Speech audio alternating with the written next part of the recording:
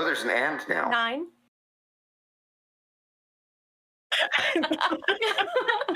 Zero.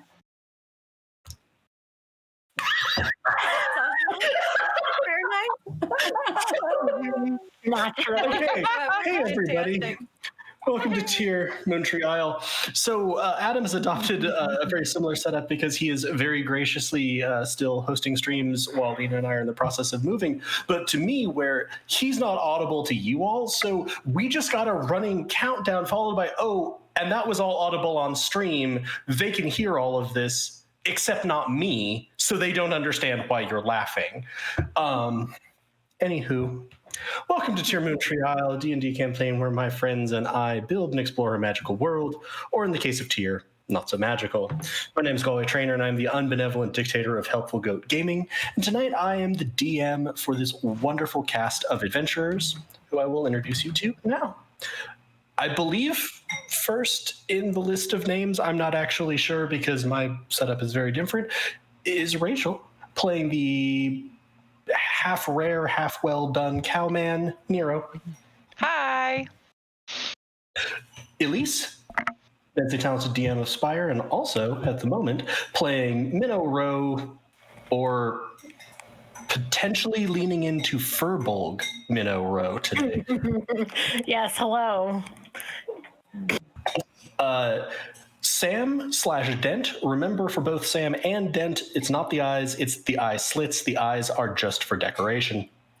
I'm in armor suit and I'm okay. I don't sleep all night and I work all day. Excellent.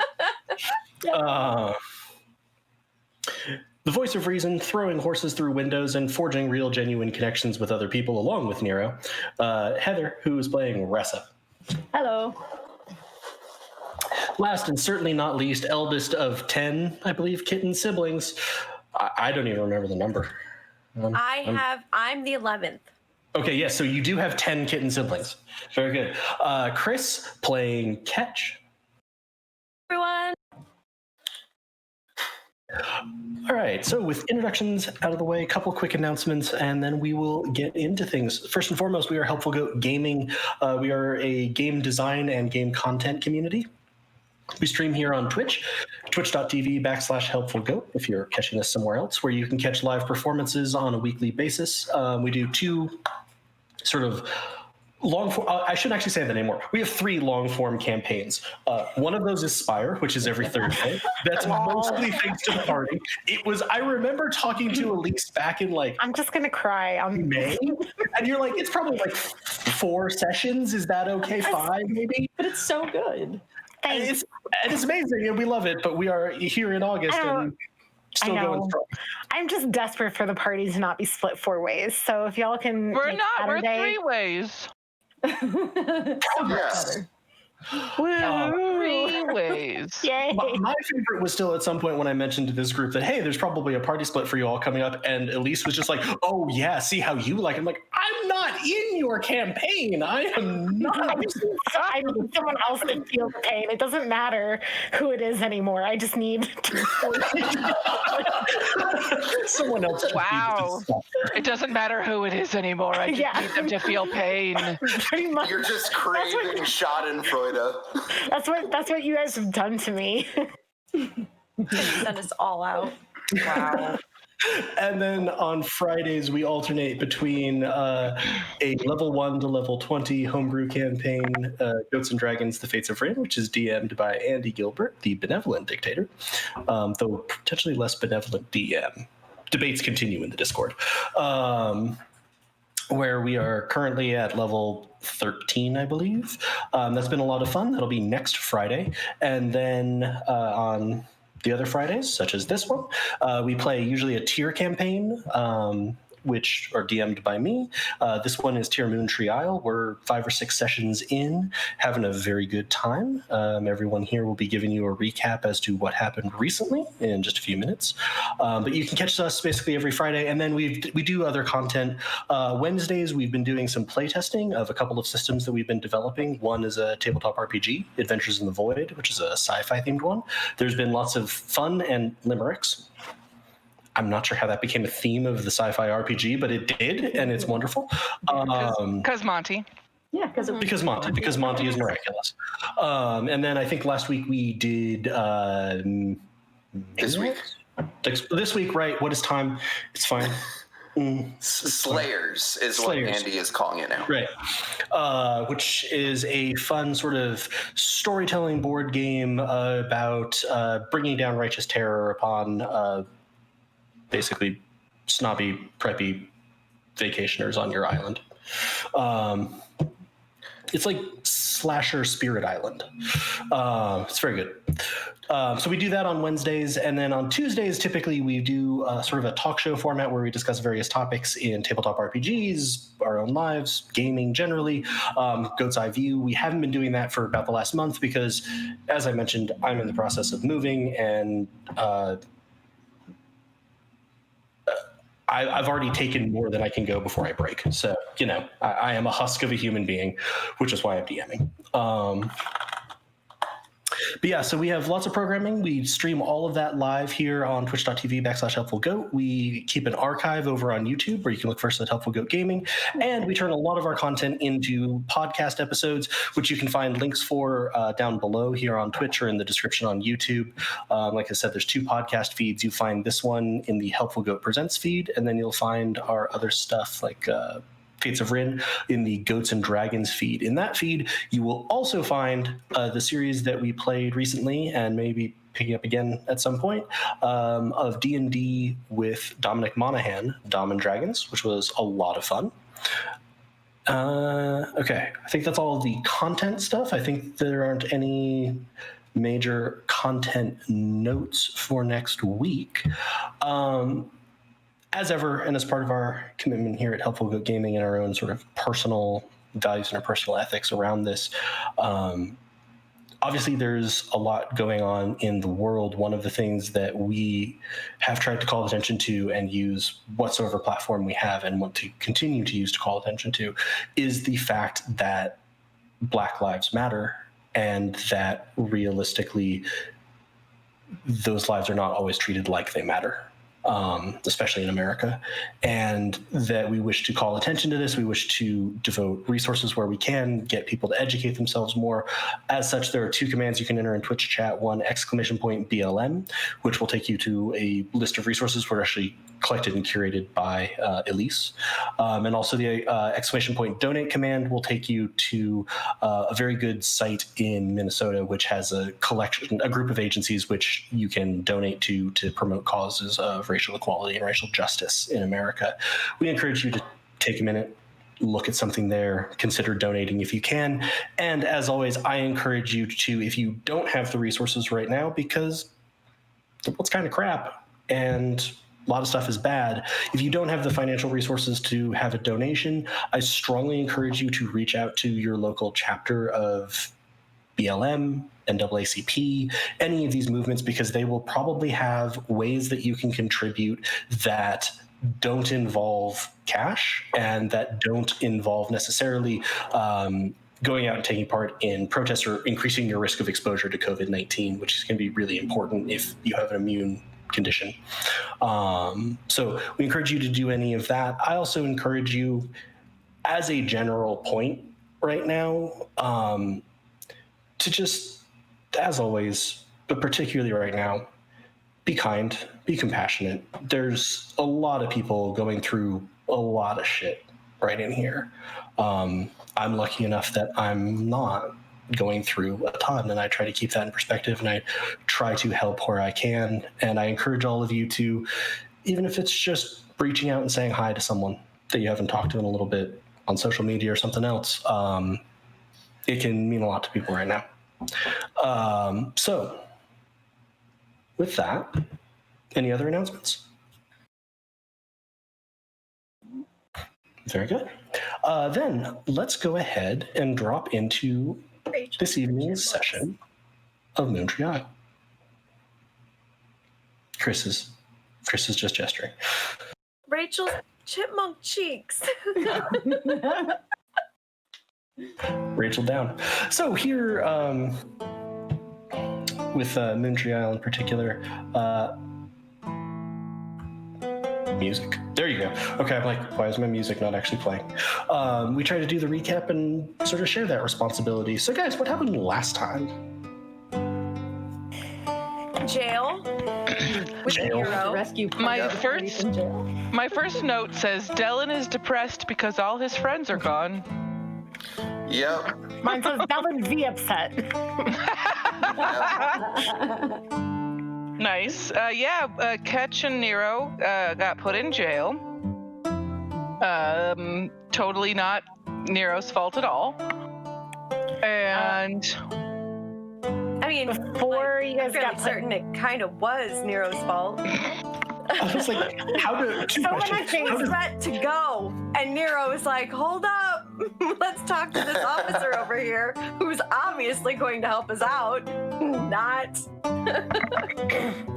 We did get a little bit of lore, I think, before we cut to the prison from Dylan about he thinks that it's probably a worst case scenario if someone is specifically targeting Deephold, and that Deephold is working actively to prevent the end of the world, and so removing Deephold would be removing the people actively trying to prevent the end of the world, and that's what he thinks is happening. And then Ketch and Nero went to jail. yeah, To be so fair, Dylan Nero was tells us definitely already in jail. Yeah, this is true. Yes, the order, the sequence of my notes. But you was guys such got that- informed It that says we were in yes. jail. Dylan tells us that the Cataclysm and Blight are still happening, Yes. and that's what his people are Yeah. researching. And then the guard comes in and tells you Mm-hmm. that we got into jail, and I really tried to. I wrote Nero teaches. Wasn't Yes. getting it when we were totally on the right and in the clear. And it's very hard not to see Finch my familiar, despite Finch my familiar actually being a hawk, not a Finch. But There you go. anyway, I just Some crazy performance stealth shit ish to pass a dagger to the dwarf and tell him what's oh up. god, yeah, that was bad. Because I was angry because Nero Report. And then Dent fell and has a bad noise in his head. Does I Not truly synesthesia, but just simultaneous sensation of you had a feeling of like a pulse from a direction. You could see almost light. Is it like an aurora or something? No, much more focused, like smaller and probably brighter, and it's not necessarily that high. And they're at their visible vertical range. If you see, like, there's some that are distinctly lower, some that are distinctly higher. But yeah, I think that is everything major, and I think we can jump pretty much right in where you're describing.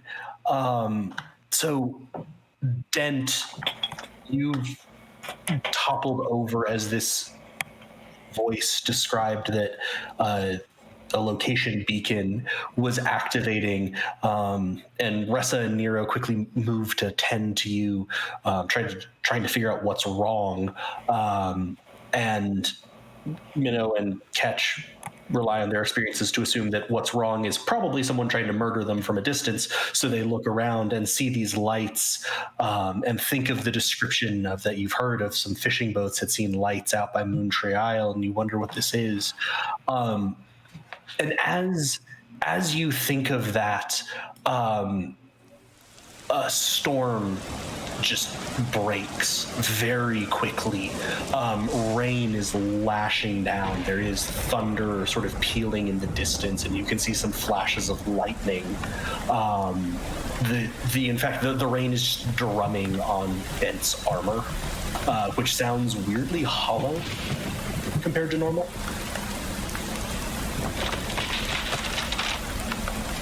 are we still inside the prison? Where are we? No, outside in the street.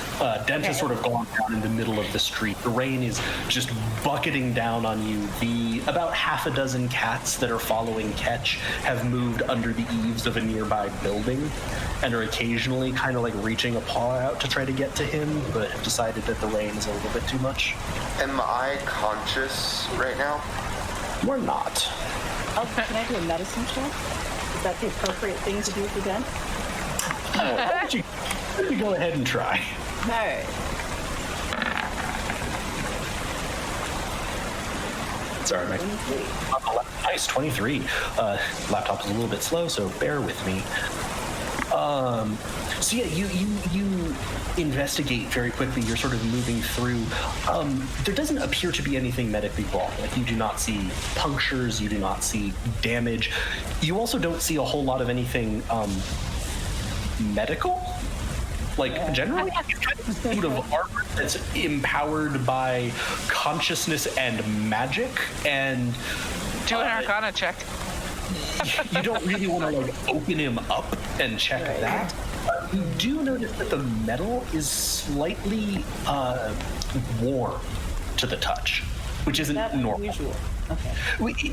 The metal obeys sort of normal thermal principles, from what you know. Like, if it's a hot day outside and you're marching, it'll get warm. If you're in a cave for a long time, it'll get cool. But you've just been in a building, in a cellar. It shouldn't be this warm. Can I do, just real quick, and you can tell me no. Can I do one of my just elemental attunement things where I could make something like a quick puff of wind and just kind of continually have like a wind umbrella over Dent so he's not getting soaked?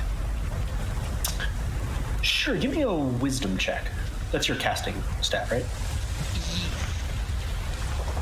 Let me open this. Click on wisdom. 8. You're able to keep the worst of it off of him. Let me put it this way: this is certainly not an umbrella, but you're mitigating the rain. You can still hear the rain sort of drumming down on you, and it's almost more. There's not continuousness, so it's like rain, rain, rain, rain, rain. Rain, rain, rain, rain, rain. It's sort of like when you're driving under overpasses. Oh, right, there you go. But yeah, so you're doing that. Ressa, you don't see anything. The way I would put it is, you're pretty sure he hasn't taken any damage. He hasn't been shot. He hasn't been sniped or anything. Okay. So, guys, I don't know what's wrong. I can't find any damage. Can we, Dent, hello? Dent? And I kind of gently, like, knock on, yeah, maybe not on his head. I don't think I would knock on his head. I think I'd knock on, like, his chest. Definitely would get down and smack him in the head. Dent? I feel like your cat in the middle of the 5 a.m. Well, I think we should get him out of the rain. We're closer to, are we closest to the Wandering Halfling? Should we just go there? Can any of you levitate stuff? Because I can't carry him. I mean, between several of us, I bet we can carry him. I can carry as if my size were one size larger. Dylan will sort of go, I might be able to... No one's asking you, Dylan. No, I'm just kidding. Nero wouldn't do that. Nero would never. Yeah.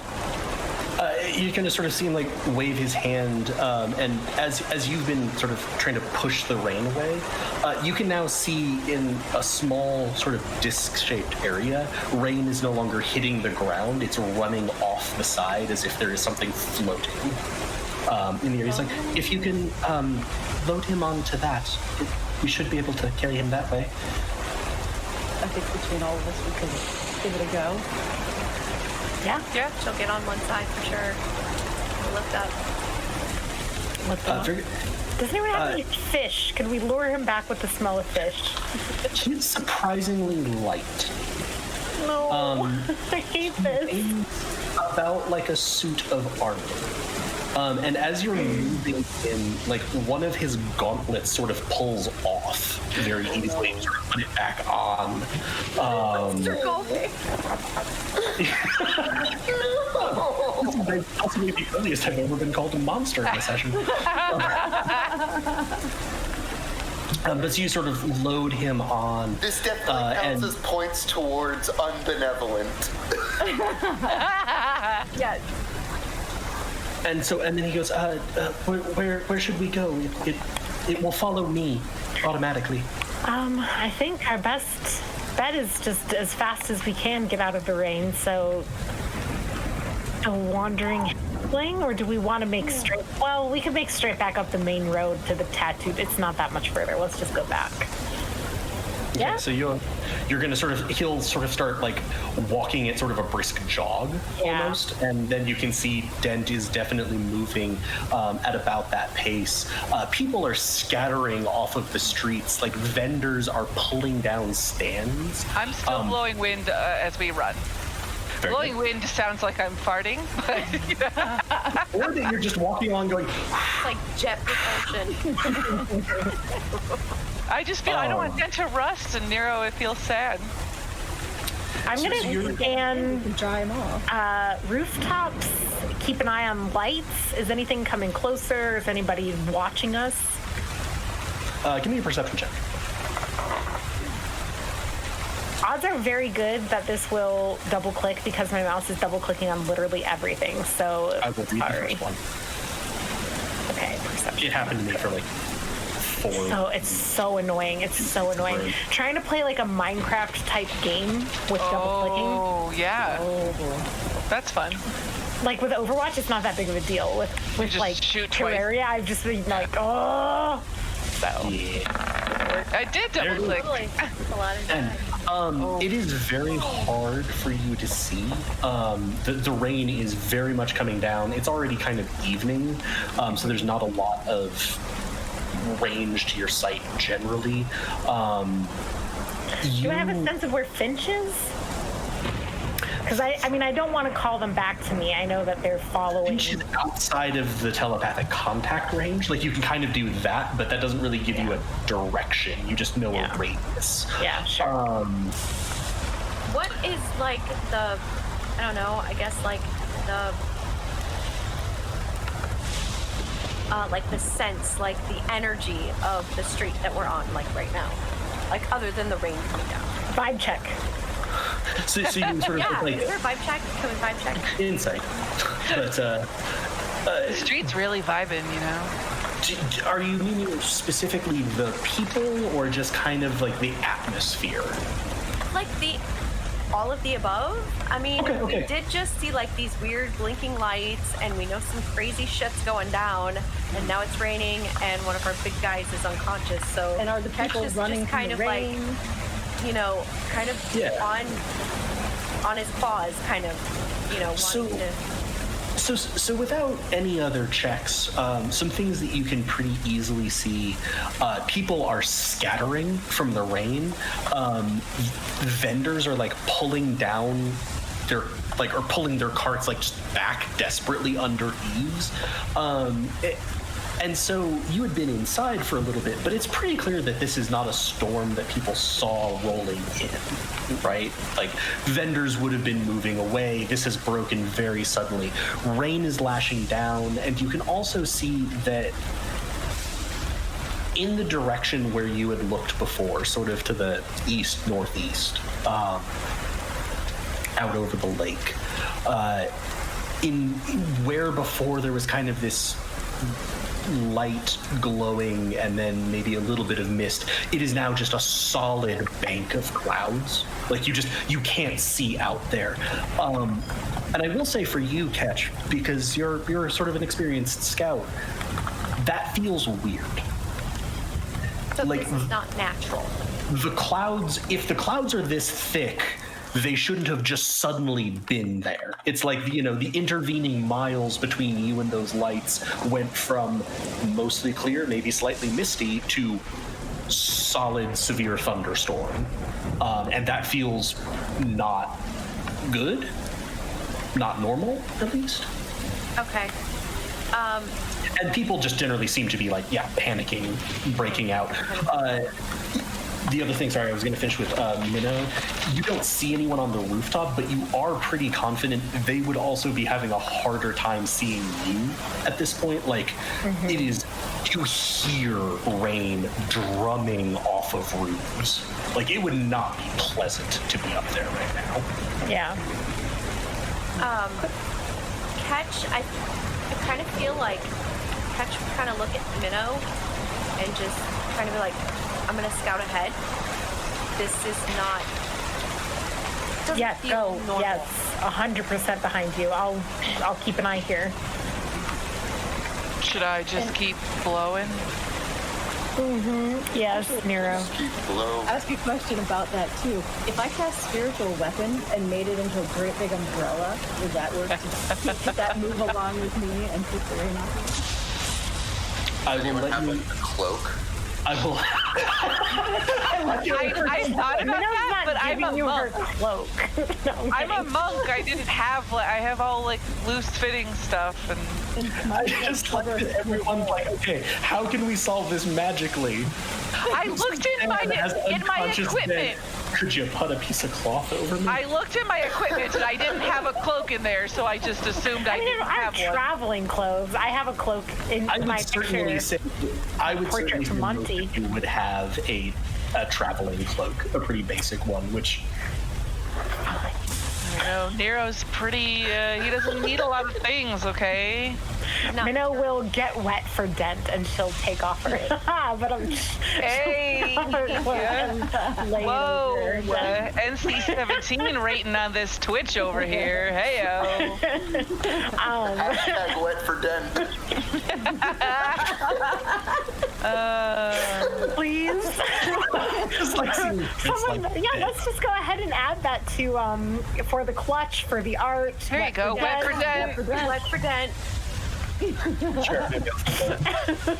Just someone slipping a cloak off their shoulder. Right? No. I'm Exactly. thinking it's like a picture of like a stereotypical sort of like rogue, just sodden, like clearly standing in the rain, just like looking like I'm fine.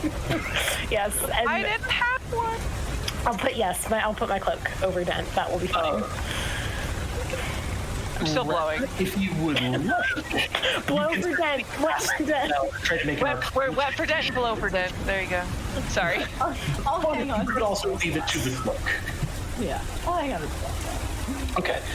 Ketch, you are scouting ahead. Everywhere on this. Actually, give me a survival check. Ketch. Survival check? What the hell kind of rain is this? You're not trying to observe the rain. Scouting is a survival skill. Yes, 20. Hey. Very nice. Take it. So as you're going along, you're paying very close attention to just sort of the atmosphere and what's happening with people, and you're sprinting ahead of the group who are moving pretty quickly. You notice something odd as you're coming this way, as you're moving down this main street towards the Tattooed Turtle. The rain is very intense. It's just coming down in droves. And so like you already have like sort of the rivulets in the street forming as the water is draining off. But they're about the same as you keep moving east. Like there feels like there's about the same amount of water. And that's not how a rainstorm should work. It should have rolled in, right, from the east, so that this area should have been rained on longer. And it kind of seems like the rain just started everywhere. So you're a little feeling not great about that, and as you're going, people are more and more crowded under the eaves of shops. Like you can see people wedged back. The group behind you, you can see in front of you, and Ketch, you can hear behind you the sort of, you got it, as the cats that are sort of hanging by the eaves are now stampeding through people who are also taking cover, occasionally swiping at them if they're getting in their way. Wet pussies for Dent. Sorry. I'm sorry. I mean, it's accurate. Nothing you said is wrong. There you go. But you're but outside of that, and like again, this observation sort of about the rain, you're not noticing anything seeming like it's very off. People are reacting to this like it's suddenly raining. And you're making your way up. You guys are following up. Dent. You felt, you heard the voice again, and it's still, like before, left you with sort of a warm feeling, like you felt positively towards it. Though once it said like location beacon, that was very painful. In addition to all these other sensations of like light and sound and sort of pressure, there was a lot of pain. And Can I that's... ask what specifically was hurting?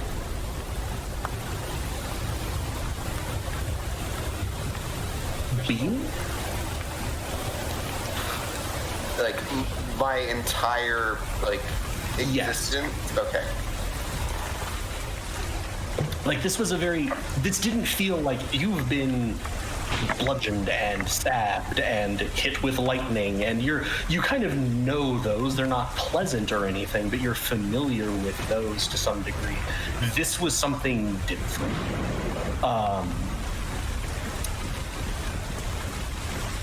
But you got a sense of somewhere to the northwest as you were falling, very close, inside the city.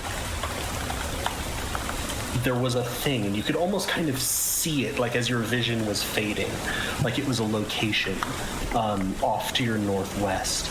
And then you lapsed into unconsciousness. That's not really a thing you do. So it's a little bit hard for you to say. But as you were there, much like in Amber Heart, you suddenly feel something stirring. The memory. And you hear your voice. But flatter. Yours, but not quite you. What is the purpose of these markings? Decoration is unnecessary for an instrument of war. I hope that you might be something other than an instrument of war. This is a dark world, my child, and it could always use more light. I hope you can be part of that light. But still, why the decorations? Because people are usually beautiful, at least inside, and perhaps it brings more joy for your exterior to reflect what is within you. I do not understand. I hope you do someday. And once again, you have the sensation of waking up. And this is weird. If you recall, when you remembered in Amberheart, you had a memory of waking up, and that had never happened to you in your recollection because you don't sleep. Even when you're knocked unconscious in a fight, you don't precisely wake up. You just sort of are back online. Not to overdraw the computer analogy too much, but you simply have lost time. I'm not used to being off. You're not used to being off, but it's also that there's a difference between when you wake up, like when a person wakes up, you have a sensation of having been asleep or not having been conscious. When you almost come back in battle, if you've been knocked unconscious, it's like, all right, they're right. Oh, I got knocked out, didn't I? Okay. And you sort of process through that. So, but this time you actually have very much that sensation of waking up. You are on your back. You are looking up into driving rain. Minnow's cloak is over you. And you can sort of hear these splashing footsteps around you. And you the were moving wind. at a decent clip. and the wind. Rain. Okay, hold on. Gotta get to. Attempt failed. He's awake. Provide location beacon. Dad, just hang on. We're almost to the tattooed turtle. Just hold on, okay? My head hurts. My helmet, I don't know the words. What?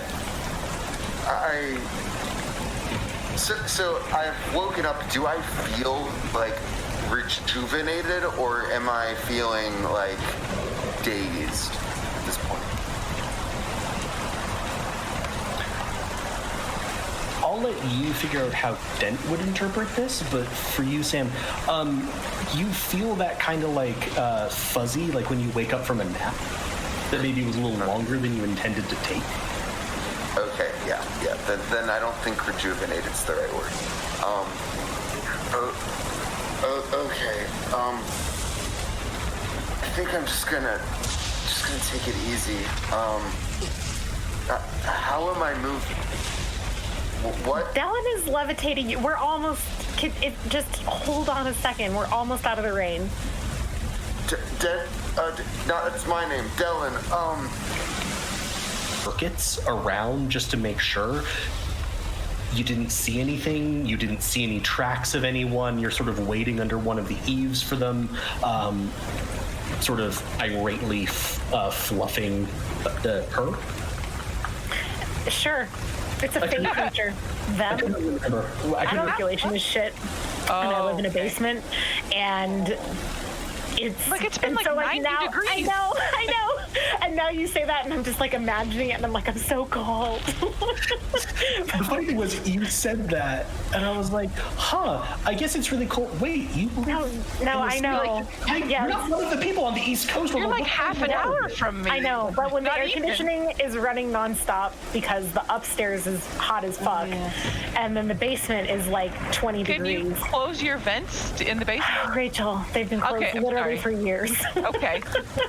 This is really important this and is not relevant what's for right important and now. relevant. Please tell me more about your basement vents. There are nails in the vents and like talismans laid over them. It's not. Yeah. So you reach the eaves of the tattooed turtle. Finch is irate and very damp. Can I see that Minnow is like shivering? Yeah, I think Blow Minnow more is wind on her? Do you have like a something around you, or I mean, I don't even have a cloak, but like, should be. so because I can do a thing where I can chill or warm up 1 pound of non-living material. So I feel like Nero would see that and try to like warm up your jacket or your gloves or something. Like maybe if you wear gloves, I don't know if you wear gloves. You're a rogue. I have like Archer. What are they called? The wrist guards. Yeah. Or I guess if Dent's Greaves? Is that the word? Greaves are Oh, for you know your what I might legs. do is I might Yeah. just aim for your like socks or something. Try and give you like toasty feet because like you know your extremities. So I Yeah. feel like I'd see you shivering and I would stop blowing the wind and just immediately turn to you and just like I don't think I have to touch it. It just says like Your right foot is now pleasantly warm. Just the foot, though. Because it's one Fair. object, too. You get I'm one doing. sock. It's fair.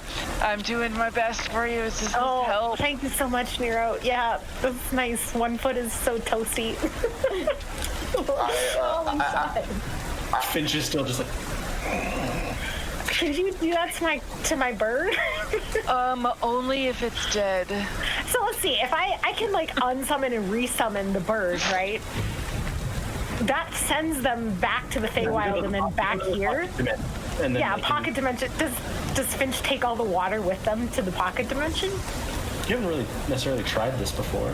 I snap Finch out Maybe of wait till you come existence back inside snap before you Finch snap her back in. Disappears, and now it's, there's the rain sort of drums down on the space where Finch stood. Oh, yeah, we'll go inside and I'll bring Finch back. It's like maybe go inside first. Yeah. Yeah. Okay, so you all make your way inside. Then, Dent, are you still laying on this floating disc of force, or are you getting up? I mean, I think the moment we get to the tattooed turtle, like, I would take it upon myself to try to stand again. Yeah, you can easily do it. You don't feel anything physically off. So once we get, like, are we through the doors yet? And you're still you're sort of under the large eaves, and I think Ketch is. I hate to interrupt, Galway. We don't have Craig recording.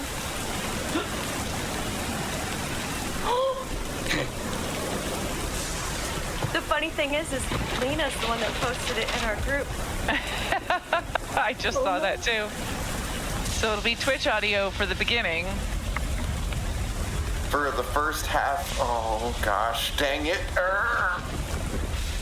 Well, it won't be Twitch audio for me, at least. It'll be my computer's onboard audio. So you'll sound great. Now recording. Thanks, Craig. Craig. Fuck you, Thank Craig. you for that. Better late than never. There you go. Carry on. Oh, he's gone. Craig? Please? Craig. Craig, you sassy bitch. Craig is like, no, I'm actually good. You guys are kind of boring. I got other plans. It's Friday night. So I do know because, like Adam and I had both seen this. The Craig Discord is just like, Craig is on fire at the moment. It has been for like the past couple of weeks. Oh. He's singing in the background.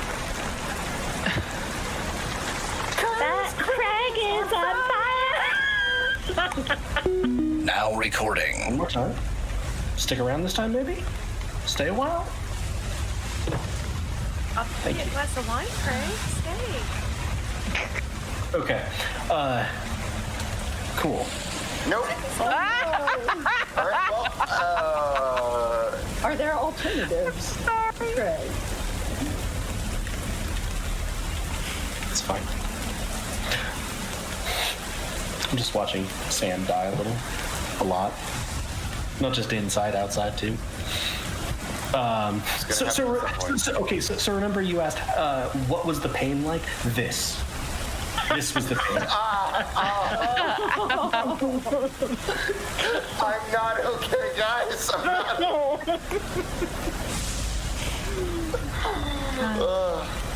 Okay.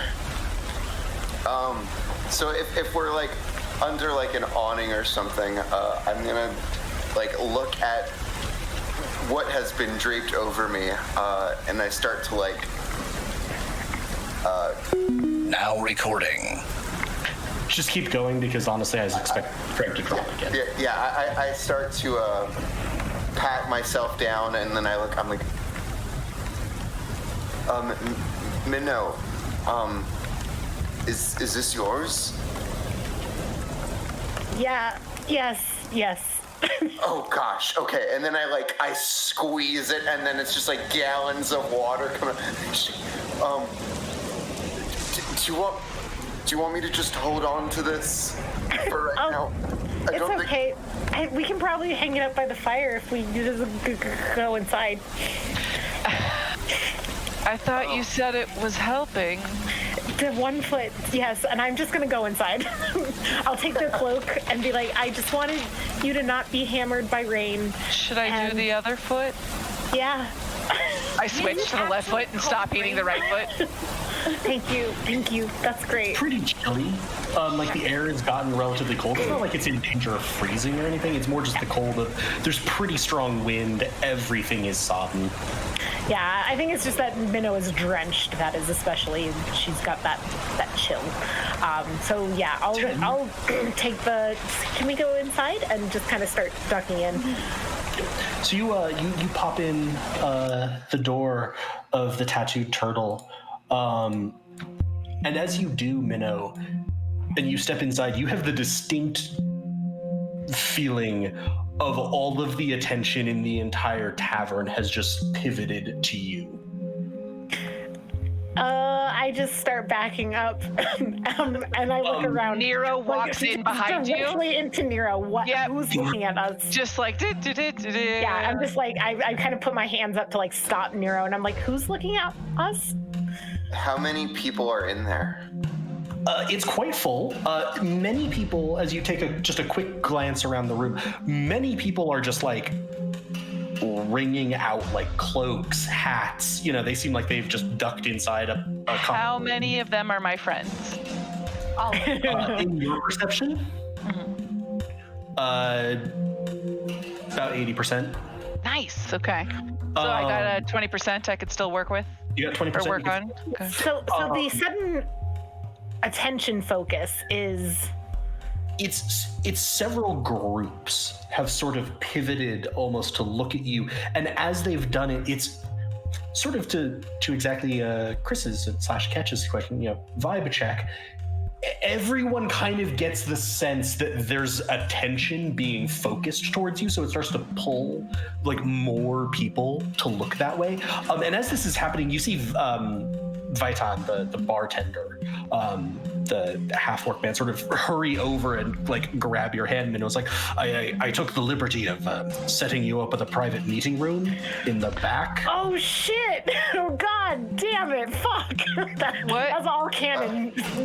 Finch, Minnow, who am I? Just it's like right, good, excellent. Oh fuck. Nero Okay. definitely isn't paying attention to this and waves behind Minnow and just says, "Hey everyone, quite a downpour out there." Several like farmers and tradespeople are like, "Hey, Nero, it is." I'll let everybody come in now because I understand what's happening. Okay. Go. I think Dent would like give a gentle, well, what he thinks is a gentle elbow to Dellen and be like, "Hey, can you do that snap thing where everyone stops paying attention to us?" That was a kidney. That was a kidney. Oh no. What you talking about? That's an elbow. Yeah, hurt It doesn't so much work when they're already looking at us. Well, how am I supposed to know this? Vitan sort of like pulling you, not pulling you like against your will, but just sort of is like ushering you, Minnow. It's like, now, you know, I don't ask questions, but I sure as hell have them. I just slip him 2 gold. He's gonna sort of, it's like, That's just a start, man. I'm sorry. I thought it was gonna maybe turn up like one person. Oh, can I just? You said there's a private meeting room. yes, it's, and he's sort of what did moving you? towards the door. You told I people told to go there. The bartender at the Light in the Dark to send people who might have information about the disappearances. Yes. Oh fuck! This is just gonna be people being like, "Find my son! He's been missing for 7 days." He's also going to. Nero be is like, so ready for this. It's like, I put the cards on the table, and like at that, he sort of opens the door and like is ushering you through. Do I know what he's talking about? Because Elise doesn't it know? From context, you would probably assume calling cards.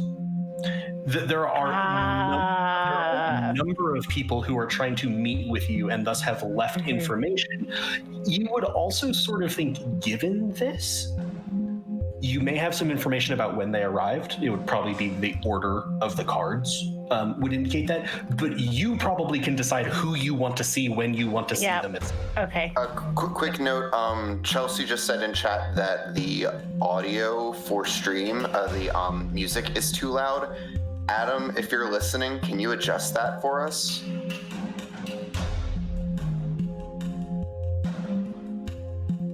Adam. Worst case scenario, you can also always drop it. He's taking a nap. Let's hope that's not happening again. It was specifically that I asked for them to come to send people by if they had information about the disappearances or about something else.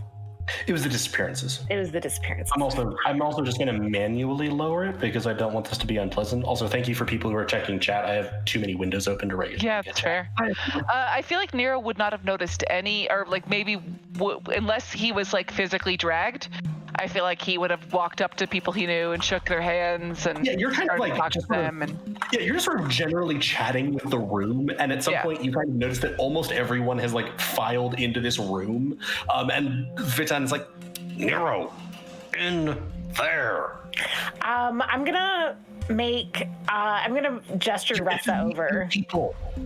Can I say that like I've been offering to try and dry people off by like simultaneously heating an object and blowing wind on them, just being like, oh yeah, I can help out with that, and just like I'm still soaking wet too. This is all happening while I'm drenched and I'm so cold. Is there a fireplace in the room where the meeting has been set up? Step in. This is a smallish room on the back.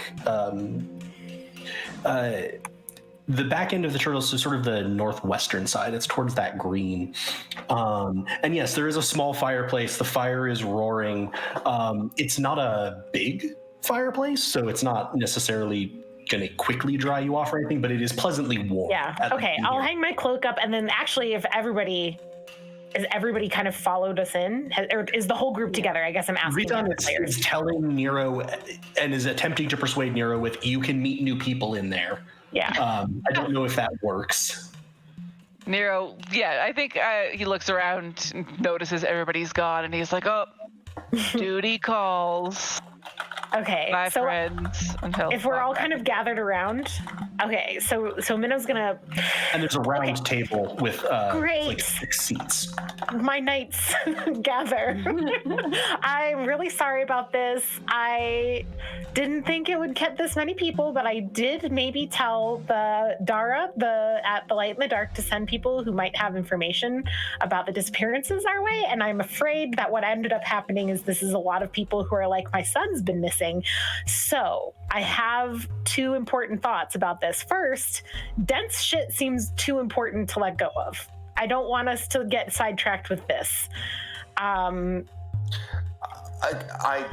do not shit. Dent, bless your heart. I mean, the business with you going unconscious and having to be levitated home in a thunderstorm. Oh, okay. All right. Yes. I shorthanded that down to shit, if that's fine. From now on, if I refer to Dent's shit, let's just assume that I'm talking about you going unconscious and being levitated home in a thunderstorm. Or whatever happens to be going on at the time. Does that happen often? So, on the off chance that someone out there has information we need, do we want to try and just like bang this out together, like call people back and just everyone listens to like one sob story at a time of like, my daughter disappeared, my husband disappeared, and we just like take like, what's their name, where did they disappear from, so it looks like we're doing things for them, and then hopefully get the diamond in the rough? Or do we want to just go out there and be like, false alarm, go home? Let's Catch is not their bound stories. to listening to sob stories. So you do see on this table, Nero is. Yeah, I guess. there are 5 cards. Okay, so it's groups maybe. And kind of as you're saying this, I'm not, like, as Ketch is like, I'm not really down to listen to sob stories. You do notice the cards. The first sort of couple on the stack, you can tell, are on exquisite paper. As like a binder, as someone who works in book illumination, etc., Ketch, this is expensive stuff. And not everybody inside the bar is there for this thing, because they're all just getting out of the rain. 5-ish, and some of them were in groups. Okay. I can also sit here and do this. Well, y'all go and work on Ketch's stuff and then catch up with you guys. If I know. Sorry, I meant Dent's stuff. Oh, okay. Yeah, just slip of the tongue. I am here with you to talk with these people and find out whatever information you need. Unless you think I'd be better served helping Dent, but I'm really a people person. I think that maybe that they'll open up to me and tell me a lot that they might not tell you. I did send out this call at the Light in the Dark. These are probably my I love the Light in the Dark. Yes. That's where Steve hangs out. Maybe he dropped off a card. Is his family missing? So many Steves. Some of these people may not want a lot of publicity or okay. attention. New plan. I sit in here and listen to these stories while you guys go figure out Dent stuff. I don't know. I don't want this to turn into like, and then we listen to stories from these people for all day, because Dent, I really care about what just happened, and I want to know what's going on with you more than I want to know. But I feel like maybe these people have good information for us too. Nero definitely looks like super fucking sad that you don't want him to be there. No, it's not that. I think Dent needs you right now, Nero. That must have been so scary for Dent, and you're like his best friend. You go fishing with him all the time. I think he needs you. Nero. You're right. Dent needs you specifically. So just as a note, as this conversation is happening, what are Dent, Ressa, and Ketch doing? I think Dent is just doing his best to be just a standing suit of armor at this point, because there's way too many people for him to feel comfortable. And Okay, so you've entered armor camouflage, standing on a wall. Yes, so I've gone ahead and triggered that. I look like just a regular suit of armor, and I'm probably near Dellen, just because I also don't want to just be alone. I probably would have been looking at the cards and, listening to Minnow and helping convince Nero. But Ketch, how about you? Ketch, despite his greatest efforts to not pay attention to the craftsmanship of these cards and the paper and the calligraphy, is like kind of side-eyeing and maybe slightly kind of grabbing and pulling and critiquing, while my tail is then pushing all the cards around on the table. Okay.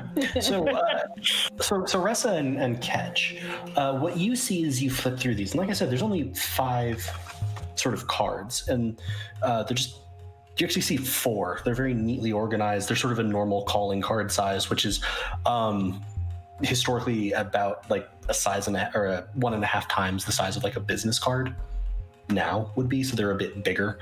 The first one that you read, Ressa, you see the name Darrow Goodgrace, Lord Scribe of the First Rank.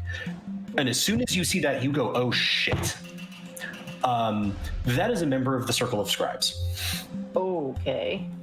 That was Lord Scribe of the First Rank? Yes. That's an important, you don't know this person personally, but that is an important member of the Circle of Scribes. Would I recognize him? Like, would I know if he was out in the front or not? No, you don't recognize that name in particular, but you certainly recognize the importance of the title, and that is. So you would also know, and we sort of talked about this some last time when you were gathering information. Not last time, the time before that. There's the Circle of Scribes and the Circle of Blades, and a lot of people work for them on sort of a favors basis, or they owe informal allegiance, if that makes sense. This is a formal title of someone in the Circle of Scribes. This is a member, not a person who's a hanger-on for them. So your eyes widen. Ketch has kind of pulled it out of your hand because this is very nice paper. The ink is very clearly laden with precious minerals. It sparkles slightly. You also can appreciate that it is quite beautiful. Your appreciation for that beauty diminishes when the next card, which is much plainer, but still very nice, very quality, reads Baroness Dimia McKinnon, Order of the Silver Owl. That is a member of the nobility and a member of the Circle of Blades. What have I done?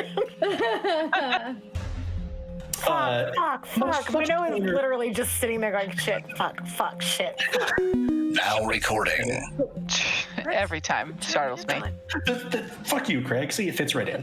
Minnow bursts into fuck you, Craig. No one knows why. Nero would like to roll an insight check to see if he can figure out what's going on with Minnow and why Minnow keeps cursing so much. You can also just ask. I feel like Nero would try to figure it out on his own first, because like he's already like talked to you enough and feels like, like you said, like you want to do this on your own, and he doesn't want to bug you, so he's kind of just like. Well, I'm rolling fucking great. Haven't rolled above an 8 yet. Wow. 8 for insight. I'm not sure that you can get. I don't. I mean, Yeah, I mean, you, at least what does? I think like you get that Minnow is like very distressed as Ketch and Dressa are going through these papers, and Minnow is starting to realize who has been attracted by this call for information. I think like she's gonna actually just kind of like sit down at the table and be like, it's probably a good thing nobody's drawn arms on each other yet, right? Like, should I mean, who are the next ones? Who's the next one? What are we so upset about? Circle of Scribes? Circle of Knives, Blades? I don't know that Nero wasn't there when you described all this stuff, because weren't Ketch and I in jail? Maybe.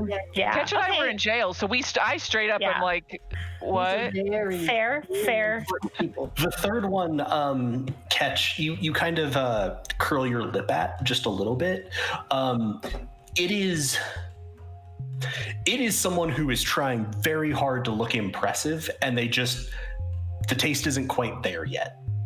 Like it's kind of like embossed, and like it's got lots of different colors of ink, and you're just looking and you're like, oh, this is come on, this is kind of a hot mess. And it reads Usis Berdir, and a sort of merchant address in the city, and there's a small scrawled note on it of I believe you could help me find my daughter. And you would recall that a number of people in the docks district grumbled that no one cared until a rich girl went missing. Mm-hmm. So you kind of hand that to that one, and Minnow, you almost feel a sigh of relief of, oh, thank God. Somebody did just come to tell me their daughter is missing. Thank God. It's not like, people hunting us directly. I hand that one to Nero, and I say, this is your person. You go and you talk to this nice mother, and you let her know we're going to do our best to find her daughter. I can help. You can totally help with that. You'll be much better at that than me. The fourth one is clearly not a pre-made calling card. It is very, very nice paper, and it's beautiful penmanship. And Ketch, you actually grab this one. It reads Kinsey and Badger, apprentices to Imnik Delmariv, who's the person who you were going to run an errand for. Those are the two apprentices who are outside. Do we see them, or would Ketch and... I almost said Barnabas. Nero have seen them coming in? Ketch kind of, I think, followed along with the group pretty quickly, and there were a lot of people packed in here. Nero was a little probably too focused on the people that Nero already knew, and trying to pull off the really important thing of developing a magical blow dryer by gently heating a hat and then blowing it. But so that's interesting to you. It's clearly just sort of a made-up one. And as you're holding that, because it's really just like a piece of paper that someone has sort of cut the edges on and then very nicely inked their names in, another card, much smaller, falls and tumbles down. And it was almost just...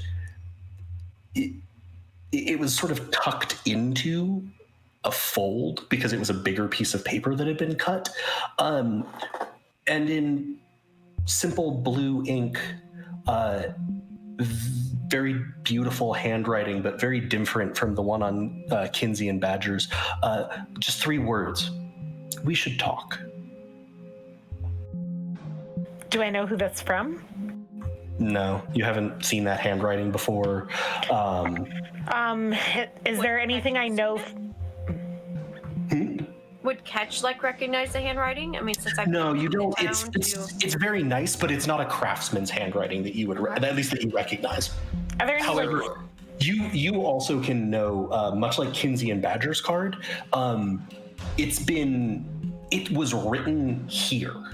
Like, as opposed to most of the rest of these, which have been pre-made by people very much like your family, where they were pre-delivered things that then had room for a note to be put on them, potentially. Okay. This one was just purpose-made, probably not very long ago. A little bit of ink, Ketch, you even notice, is on the back of Kinsey and Badger's paper from it. So like the ink got put on while it was still wet, slightly.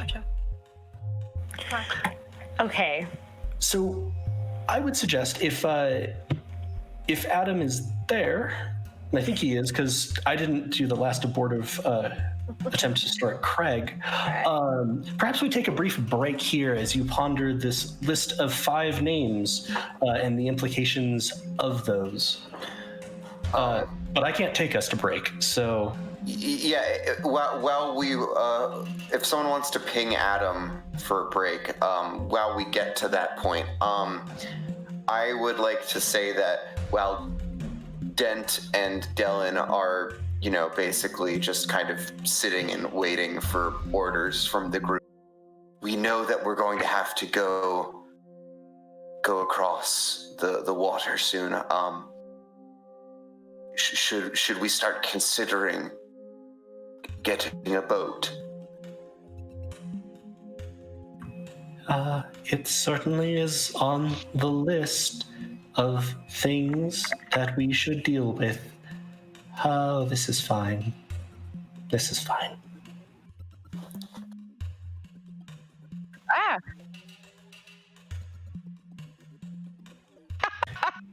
Oh no. Yes, delusional voice of Adam that we're all experiencing at the moment. Mass hallucination that Voice is of Adam. madness. It would your be very call. good if we could take a quick break. Hey, everybody, we're going to take a 5-10 minute break, step away for a little bit. As Andy would say, manage your fluids. I really should stop repeating that line. No, it's perfect. Yeah, It's exactly Yeah, what we family need. members. grab a snack, get a drink, stretch your legs. We will be back in probably 10 minutes, and we can see where the Marauders go from here.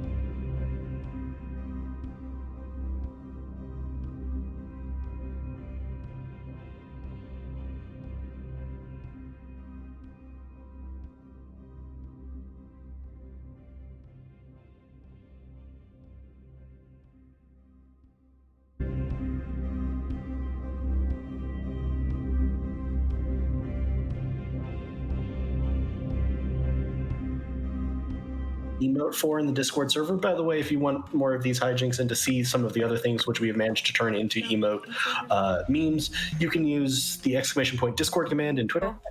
Oh, Precious. He's so cute. I can't believe it. Why are those illegal in California? People are Because stupid. California is stupid. True story. He's so old. Whenever we have fresh laundry. That is absolutely precious. Oh, my little baby. I just saw Eric coming up the stairs. Yeah, so... The Marauders, Minnow passed through sort of like, it was almost like phases of alarm, not grief. It was like, oh shit, I've got like probably 20 people absorbed a little bit of this. Okay, there are 5 groups that are apparently seeking your attention. Vitan has set you up with this private meeting room so that you can talk to people. But when I was falling out of consciousness, whatever it was that... And part of the Crafters District. It was northwest from sort of where you were, so it would be probably more the Merchants District. Okay. That kobold to see if it's the same general direction or not, so I'll bring Finch back. So yeah, you exposes more of like the jawline to it. Can I guess telepathically request nice? The description doesn't really sound like it. It sounds like it's one of the manors. It's nothing that stands out to you as, oh, this is the mayor's house or anything like that. Would there have... So not probably then the same as Dent's, because if Dent's signal was going northwest, that's actually the opposite direction from... Note from the barkeeper from somebody. Yeah, the bartender, right? Check, from Dara, to check out... If there was anything I could help you with. Ketch will very quickly take a drink off of the tray. I'm going to insight check this. I don't trust it.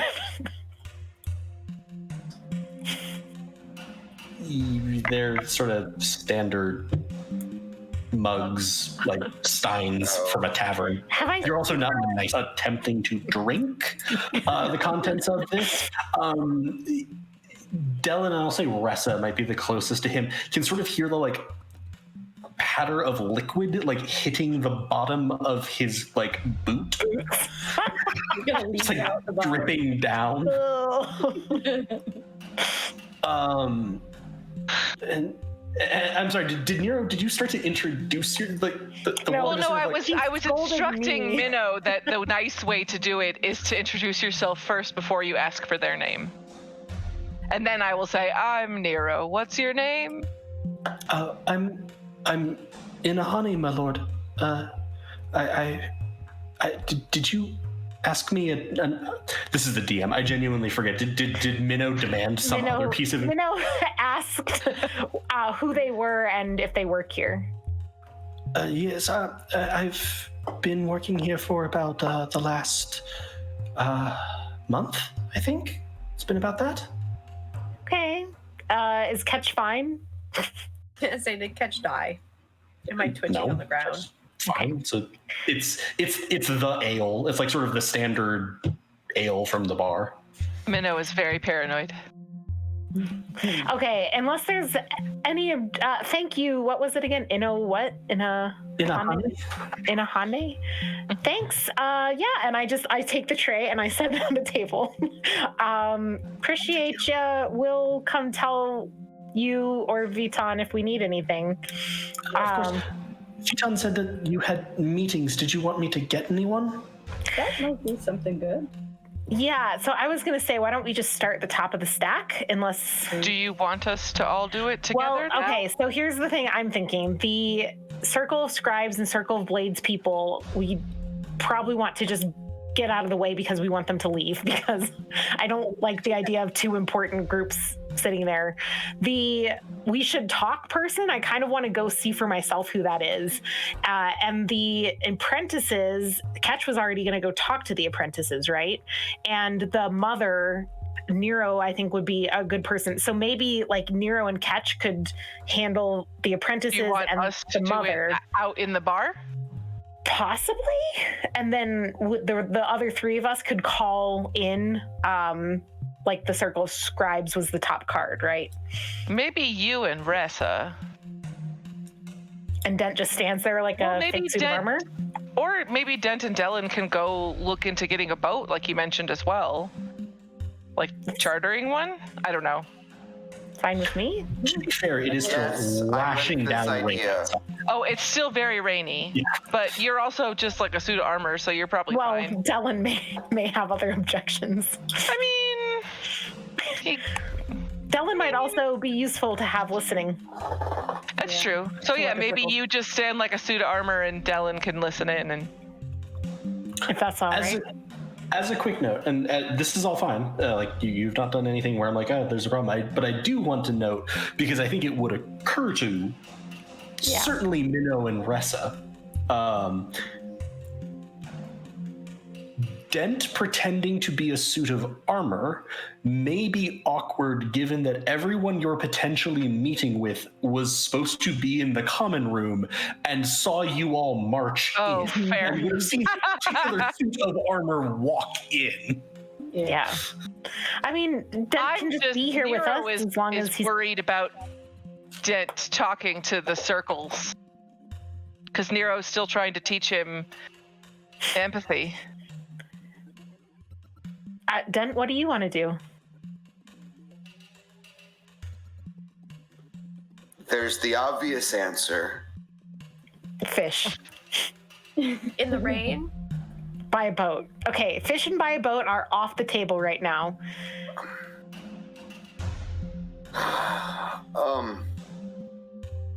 Then just sort of You could learn some empathy and come with me. scratches his helmet, and I lean over to Dellen and I'm like, "Hey, Dellen, what do you want to do?" I think that hearing what these people have to say might be very useful. But if you would prefer to not be involved with that, and he's going to sort of scribble something out quickly and then sort of hand it to you. You're an Eldritch Knight, right? Yeah. So you essentially learn spells like a wizard does. You recognize sort of the first parts of some kind of incantation. He's like, you mentioned wanting to learn how to make yourself look like someone else. Yes, that would probably do a lot to, quash my anxiety. Yes, it doesn't seem to me like you know many spells like this, so this might be a place to start. And it would seem to you above the table, he's giving you sort of the first part of magic formulae for this sort of illusion magic. It isn't a spell scroll, and it isn't like a cantrip or anything. It's just the beginnings of learning how to cast a spell like this. Okay. But it is a thing you could practice using Arcana. And so for right now, I guess. I thought Dellen was telling him that he should learn it right now. Like, just start. What he was saying, you could practice it right now. It won't do anything. Yeah. Like I would probably we have our own quarters within this place, so I'll probably just go back to one of those rooms and. have we rented a room, or is this all the same day? I thought we had. This is the same day, but you had rented a room essentially at the start. Okay. It was like I think it might be best for you to be here in case anything happens. You and I can stay back, and I can observe you practicing. I think to this Dent, and having just been handed something that he vaguely, recognizes as, arcanic, he's perks up a little bit. So, yeah, okay, sure. Okay. Dellen is also going to flash you, Minnow, a look that very much suggests to you that he too has thought of have they pulled knives on each other yet? And that's kind of why he wants Dent in the room. Yeah. Okay. Question. You said that these circles are really important, and there's a civil war and all of these things. Well, last time that they fought, there was a civil war. Is you know how people can get sometimes. Is there the possibility of a problem depending on who we call in first? The thought has certainly crossed my mind, which was why I was thinking maybe just going in who arrived first order. I believe that's wise. Yeah. I mean, it's still going to like send a certain kind of message. And the longer we sit here and debate about this, the worse it's going to get. So we have Okay, I'll go do my job. And I leave with the card. All right, shall we hit the circle? So you're going and looking for users? Well, I'll ask, what's the bartender, Yeah. Vitan? Vitan, Inahani was also still sort of at the door. Oh, okay, I'll ask Inahani as well. Which one this one is that's looking for their lost daughter? I can go get him if you wish. Can you take me to him? Is there another private booth or something? They're going to be doing their own thing. You know, we're kind of trying to, they said divide and conquer, though we're not really conquering because we're just trying to talk to these families. I think it's just an expression. Nodding. Of course, I can. Yuzi's had gotten a corner booth. Perhaps I think it might be private enough. Did the rest of you want me to bring someone in? I'll go with you because I want to see everybody. So I follow her out. And she's going to sort of be weaving through and is now leading, or is going to start moving Nero towards a booth that's along one of the side walls. Okay, so out there, I'm going to take the cards and put them to the side so that whoever comes in the room won't see the other cards. Nice. Okay. I would like to kind of stand in the doorway to like out into the main room in case like the groups that I saw notice me first and see like if I can pick out, okay, that's clearly the scribes, that's clearly the blades, that's got to be the apprentices, which leaves those people are the ones who left me the mysterious we should talk note. Sure. So you kind of case out. You see one man dressed in very nice robes, an elven man with not ostentatious, but sort of very elegant sort of seals and sigils of rank, sort of interwoven into the cloth. You see a woman sitting in like enameled plate armor, with like a helmet on the table next to her. One of her eyes is scarred over. You see the two apprentices who are just kind of like at the side of the room, sort of like, what the hell is going on? Like sharing one tankard of ale between them. Bless. You see, as you cast out your eyes, you see, and again, I'm counting you're trying to recognize the groups that looked at you, and this is how you are sort of spotting some of these. You do see a group that you didn't see look at you, but you do see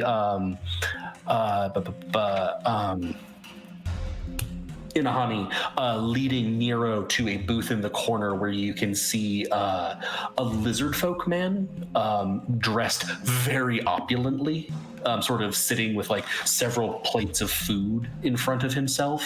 And then there's two more groups that noticed you right as you walked in. One is a pair of drow who are sitting and sipping drinks. And when they sort of see you now, obviously, I'd say you're not being particularly subtle, like looking out, scanning the room. Yeah. They'll sort of nod at you. And the other is a lone human man who's eating food and has clearly been there a bit longer. Like there's a couple of empty flagons on his table. He doesn't look wet at all, so like he hasn't been rained on. He predated that. And he's Not just wet for Dent. not wet for Dent. And he's just sitting very fixedly looking, but sort of not responding to you looking, but just very fixedly going through this meal. Okay. I'm going to take Finch out of existence and then pop Finch back into existence, but up in the rafters of this room. So hopefully, like, not see. I don't want everyone to see Finch flying out into the room, is what I'm saying. So poof them out and then poof them back in somewhere up high, and have them just like drip of water down. Have them just sit up there and watch. And if anything starts going weird, to like alert me, and then I will ask, or I will say, what was the scribe's name? Lord what? Darrow Goodgrace, Lord Scribe of the first rank. Lord Scribington. Goodgrace? Yes, Goodgrace. Yeah, so I'll make eye contact with him and say, my Lord Goodgrace, if you would. He will sort of rise and sort of smooth his robes and move, sort of almost glide sort of over to you. You do hear a loud cracking noise, and you do see the woman in plate armor has just like basically crushed some walnuts in her hands. I wink at her. I give her a wink and then I head back in. She'll sort of nod. But he'll follow you back in. Minnow has just set the tone for the next civil war. Mm-hmm. All of it was hitched on this. Did you know that Minnow is actually Helen of Troy? Incidentally, just because, and I wanted to just. I did just launch 1,000 ships, so. We can loop this back in and we can retcon a little bit in. Were you going to have Ketch at the same time be out in the room talking to the apprentices? If that's what Ketch wants to do. And yeah, Ketch, how would you feel? Would you rather hear these conversations, or would you rather go talk to the apprentices, or? Like Minnow kind of like had a plan on how she wanted to kind of conquer the situation quickly. Desperately get these two circles the hell out of here, and then figure out who the hell we should talk was. She kind of gave Nero their orders and was like, okay, look, you were going to talk to the apprentices anyway, so here you go with this. Ketch, I guess, would have just kind of like been okay, and then just walked out of the room. So yeah, you pretty quickly also saw the apprentices huddled over on sort of like this little side table, and you can have gone over to join them. So let's resolve Lord Goodgrace first, and then we'll jump to one of the outside the rooms. But these are all, but just as a note, these are all Grace is the scribes. Yes, the scribes. These are all happening roughly simultaneously. So yes, he'll sort of, like I said, move in, sort of glide in, immediately sit in the sort of head of the table seat. Yes. Sort of looks expectantly at whoever's left in the room. Oh, right. I mean, you came looking for me, so I just thought, okay. And so I sit down, and do I have paper and a pen? Are Dellen and I with you, Minnow? Yes, you're in the same room, as is Ressa. You're just kind of back in the side corner of the room. Oh, okay. Yeah. But you can see and hear everything that's happening. You're just a little bit out of the way, generally. I would... Dellen, could I borrow a piece of paper and a pen? Yes. And he's going to sort of reach into his satchel, and you sort of hear squish. He's like, oh dear. Come on. He wrote something down for Dent. He had dry paper. Reaches like to other satchel. Here. Thanks. Okay, now it's paper mush. You can dry it out and make new paper. As you take this is very nice quality paper. Yeah. Thanks so much, Dellen. You're a pal. So, Lord Goodgrace, what brought you here today? Minnow's charisma so high. I'm like, I can already tell that I'm going to enjoy the persuasion checks on this one. He'll sort of look at you like, yes. Zero offered to be here. They decided that empathy was more important in that situation than charisma was in this one. It was a calculated risk. Fair. He's going to look at you and goes, yes, very good reports have been had recently of an incident in Amberheart and a group resolving that incident, and I thought that it was high time that the Circle of Scribes made your acquaintance, shall we say. Thanked you for the assistance. As much as Amberheart might be in another kingdom, it is still an important trading partner for Namekia, and thus it seemed worthy of recognition. I look at Ressa kind of confused. And then I look back at Lord Goodgrace. And I'm like, okay. Thank you. Oh, you are quite... Look at Ressa again, kind of confused again. Like, do you know what he's... What? It's certainly very nice to meet you as well. I'm honored. I was hoping you might have some information about what's happening here, because they might be linked. Oh, good lord, I hadn't even thought about that. Yes, of course. How did you know to find us here? Nero in your head says, "Don't interrupt people." I represent the Circle of Scribes. We know where people are. It's kind of our job. Oh. Okay. Oh my god, this is killing. It's fine. So he's going to sort of look and goes, yeah, yes, I had not considered that possibility, that there could indeed be a linkage. Just mercifully, it is not as if the entire town... Insight check. Tormenryle has disappeared. Sure. I like this dude lying to me. I like that Elise and I play very similar roles in the respective parties. So like, fuck it, insight check. That's a toddler, Galway. Fuck it, insight check. I don't trust it. Is that 18 new or is that old? Did it work? Did it click? It did not. Okay, let me try again. It went from 2 clicks to 1 click to 0 clicks. 0 clicks. Please go, please. Oh God. Oh, Jesus. Hey! Natural 20 is definitely it, though. That's the only thing that popped up on my screen. Oh, yeah, no, there's a lot. There are many. Very good. Nat 20.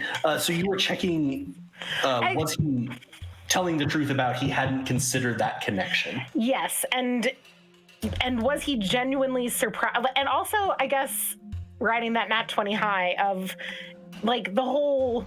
Oh, I'm from the Circle of Scribes. It's my business to know where people are. Is that like... Can that be a voice you do inspire next week for somebody?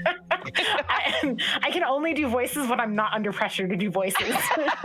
Adam Lover knows this too well. He's like, do this kind of voice. And I'm like, it just sounds horrible. It's so bad. So anyway, yeah, I just wanted to, like, is he just full of shit? Is he full of shit, Galway?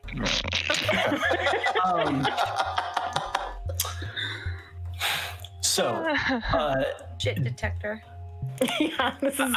I'm trying to think of how to resolve this to give the appropriate power to the Nat 20, and also not have this like go off the rails and have you like knife him or something because I've said the wrong thing. It had never even occurred to him is absolutely a lie, but you get the sense that it was a lie of almost trying to like plump you up, of like praising you, of, oh, I didn't even think of that connection. You also, and here we descend into Nat 20 land a little bit, you get the sense that he doesn't really give a shit. This isn't a thing he particularly cares about. Trying to think of the other things that you said. He absolutely knows that who you people are and why and where you are, because he's been paying attention to this. That wasn't precisely a lie. It's his job to know things, and he has an extensive intelligence network, you would suspect. Can I ask another insight question and see how far you'll let me stretch the Nat 20? Sure. Do I think he has any connections to the criminal networks, especially the Shadow Hand? from kind of like the way that he's Interesting. I will actually resolve this. You will get an answer to this indirectly through the other thing I was going to give you from the crit. What is occurring to you is, okay, this is legitimately a very important man. This is legitimately a very powerful and very wealthy man. He has shown up, knows who you are, and has sort of downplayed his own significance to toss you the bone of, yes, how clever, you figured this out. You are pairing this with what Ressa has told you. He's recruiting.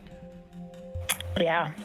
So he's not particularly, he's lying to you about some things. You don't sense malice. You don't sense any necessary connection to like the shadow hand.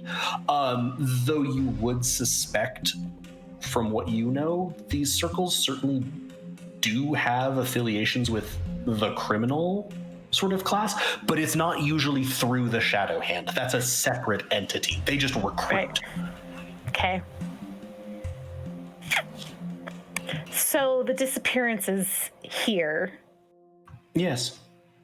Have any of your friends or family members or acquaintances gone missing? Does it matter to you? Is that a thing? I sense somewhere out in the main room as his conversation with the grieving parent is going on. Nero goes, none of my family is located in Tormenrail. This is merely my posting. Several of my acquaintances, as your last little tail off from the insight, he actually does seem to suggest that it is a pity that the guard aren't taking it seriously, and he does seem to have a better understanding of the numbers. I actually like this guy, and I don't like that. What? Then I have succeeded. Can I quickly ask how is Dent, getting a handle on this small little piece of paper that Dylan gave him, or Give me 3 Arcana checks. 3 Arcana checks? It's no problem if you have my mouse. Yeah. Give me That's just half a click. There's 1. There's 2. That's a 9. There's A 19. And a fumble. Cool. These are going to be distributed over time. I was just getting the rolls out of the way early on. So as he's come in, he started talking, you're focusing on this, and you're struggling. You can feel the magical concepts that are within it, but you're having a really hard time bringing them out. So that's where you are for right now. Not to make this all about me, but I think Dent punches the circle of scribes, man. no, I think due to Dent's state of mind, he was I think only if Dent had done decently well on this, would he have kept trying at it in the moment. But I think his level of anxiety, compounded with the fact that I fumbled, so I'm clearly not being stellar at this. So I think my that hasn't really happened yet. You're at the 9. Okay, even still at the 9, if I'm not doing great, I feel like Dent's now just too frustrated with what he's doing right now, and I feel like he wants to get up and leave. Sure. I think he does. Okay. You sort of glide out of the room as they're talking. Dylan is going to sort of look at you, Minnow, and desperately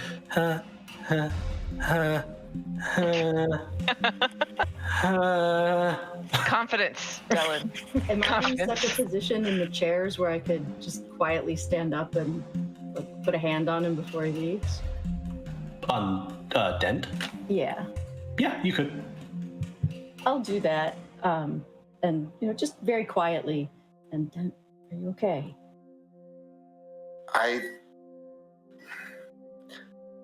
I think I need to sort some stuff out, and I think I just walk out of the room. I'll let him go. Okay. Dent needs to have the growth mindset, and have it. Sorry. Quiet. Dellen is going to sort of look around for a second, but remain in the room with you. And I'll sit back down. Okay. Lord Goodgrace, can I ask, your compliments are very appreciated. This is Minnow trying to remember all the things Nero has told Dent and realizing like she really needs a lesson too. Very appreciated. Is there something you were hoping we could do for you?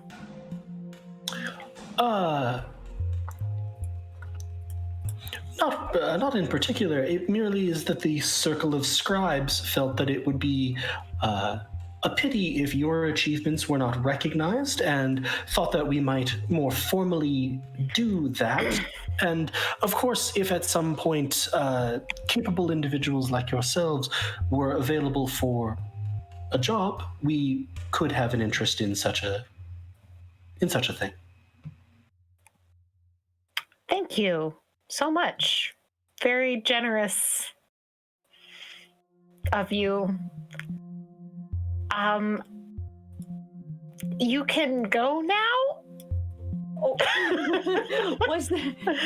I'll break in at that. I'm just picturing Ressa. Oh God, no. Yeah. Oh, yes, your compliments are very much appreciated. Please Now get the let fuck us know out. if there's anything that we can do for you. Is there anything you'd like us to know about you, the Circle of Scribes, that we should keep in mind or be aware of? Minnow I has don't this give a like fuck. completely puzzled, like, but why do you care? Look on her face. Somewhere in that bar, Nero gets a chill down his back. You see, like, Lord Goodgrace just gets this, okay. It's like, yes, nothing particular at the moment. However, it would, of course, be beneficial if you just consider the prestige and the reach that the Circle has, and we may very well be in a position to offer you jobs befitting your capabilities, shall we say. I see. We would very much consider that. We would consider it an honor, I'm sure. Like, I am not nowhere near as eloquent as Ressa would be. And he sort of he goes, excellent, but he seems sort of soothed by this, and he will in fact get up and begin moving out. Let's pivot to Ketch, I think, who has sort of made a beeline over to the table with these two poor apprentices who are like chugging a single beer between them. You see Nero settling down into a booth on the other side of the bar, and you sort of see these two apprentices who you do know fairly well. Why are they sharing a beer? Their entire business just got paid. burned down. They are not well paid. Their master is gone, and their workplace just half burned down. Okay, so as I get to the table and I see this, was I escorted to the table by the lady who brought us the beer? As she was sort of looping back, because you trailed out a little bit afterwards, she would have pointed out, like, if you were like, the apprentices, they're like, they were over there in the corner, I believe. Okay. I would say to her, can you bring her around? Of course. Table? And you'll see her sort of move off towards the bar. Okay. What were their names again? Kinsey and Badger. Kinsey is a turtle, and Badger is a shifter. I took that as one name, Kinsey, and there's a first name, and Badger as a second. No, it's last two name. people, two apprentices. Okay. Okay. I'll walk up, and they're in a booth, or they're just at a table? They're just at a table, like a standing table. Okay. I'll walk up to the table, and I'll look at them. Man, that's some shitty look with that building today, huh? Yeah, a little bit. That sucked. So, yeah. And then I'll grab a chair and I'll like turn it around so that I can like side That's straddle a the chair. Youth Minister Ketch. Yes. What the hell's going on, man? Where's Nick? Kinsey is now the one drinking. Badger's going to sort of like run a hand through his hair. It's like, I don't know.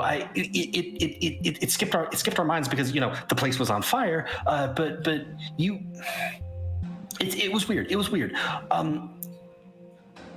Imnik had been getting an order ready for your mayor.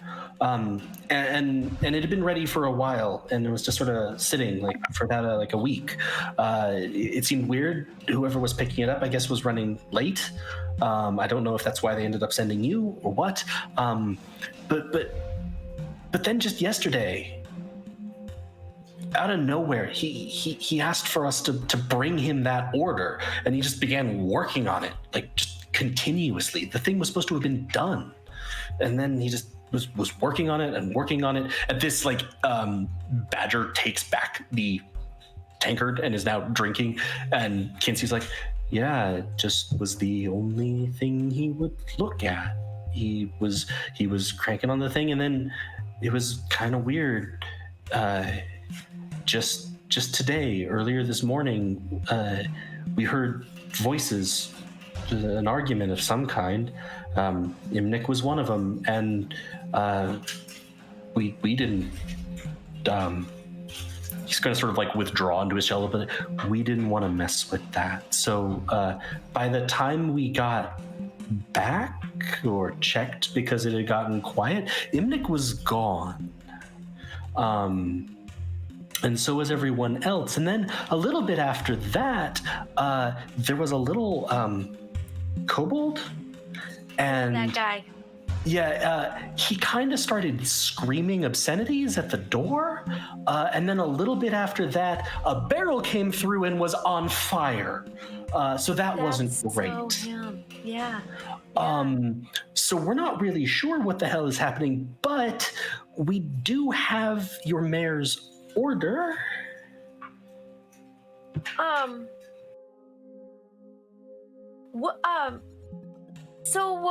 What exactly is in this order? It was, when we were prepping it, it's just a sort of town history, it looked like. The order had originally come in that they wanted some light illumination, a nice binding, nothing particularly special, just sort of in a town history document. And they'll sort of hand you the book. I'll open it up and kind of like flip through the pages. Give me a perception check. Okay.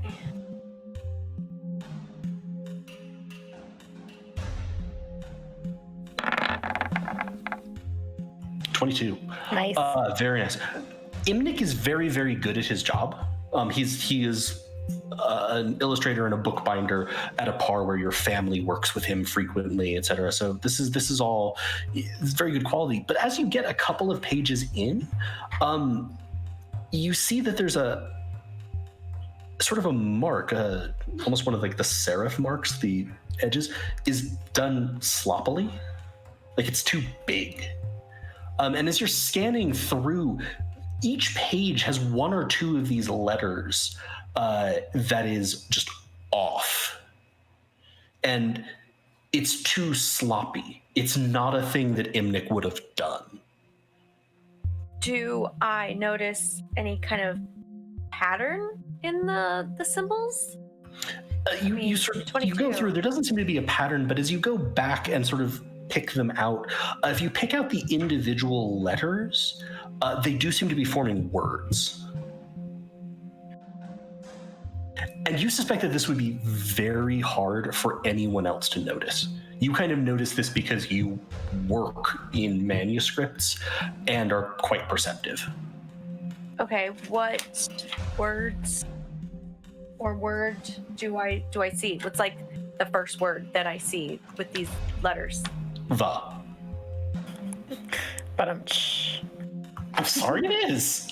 What's the second word that I see? Circles.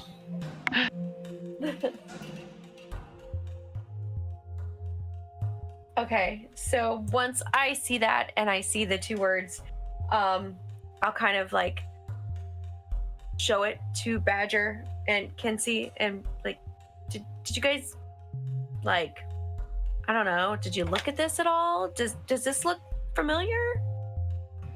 And they're gonna kind of look at it and they're like, I don't. It's.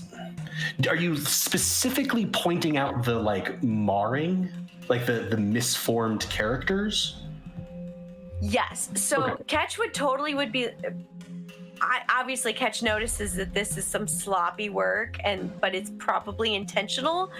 But the fact that it's sloppy is overpowering Ketch, in the fact that he is very particular about his work. So yes, I would be pointing out these individual kind of like letters and be like, this. They're gonna kind of look at that. That's strange, and they kind of have to focus.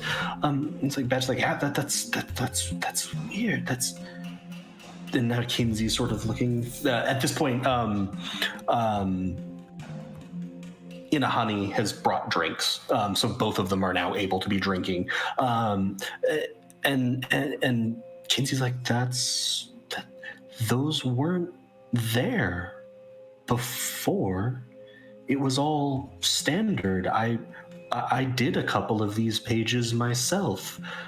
Imnik had signed off on it, and then he was working late on it. I don't know. Maybe he made a mistake. We'll just say for now we made a mistake. How long? So you said he completed the work, and it sat and was waiting for the courier to come and pick it up. And then he decided to revisit the work, and he spent a lot of time on it. How much time? Like in between when he was like, this is done, it's the greatest work I've ever done, and then he was like, I need to retouch some of it. It was done a week ago, maybe 8 days, and then he pulled it out the night before last. So 5-6 days. I don't know exactly when it hit the done shelf. So in that time, had anything happened? Had any like new customers or anything weird happen at the shop other than the kobold and the dwarves setting it on fire? Yeah, that was weird. Him disappearing was weird, but that also happened after that. In the in-between...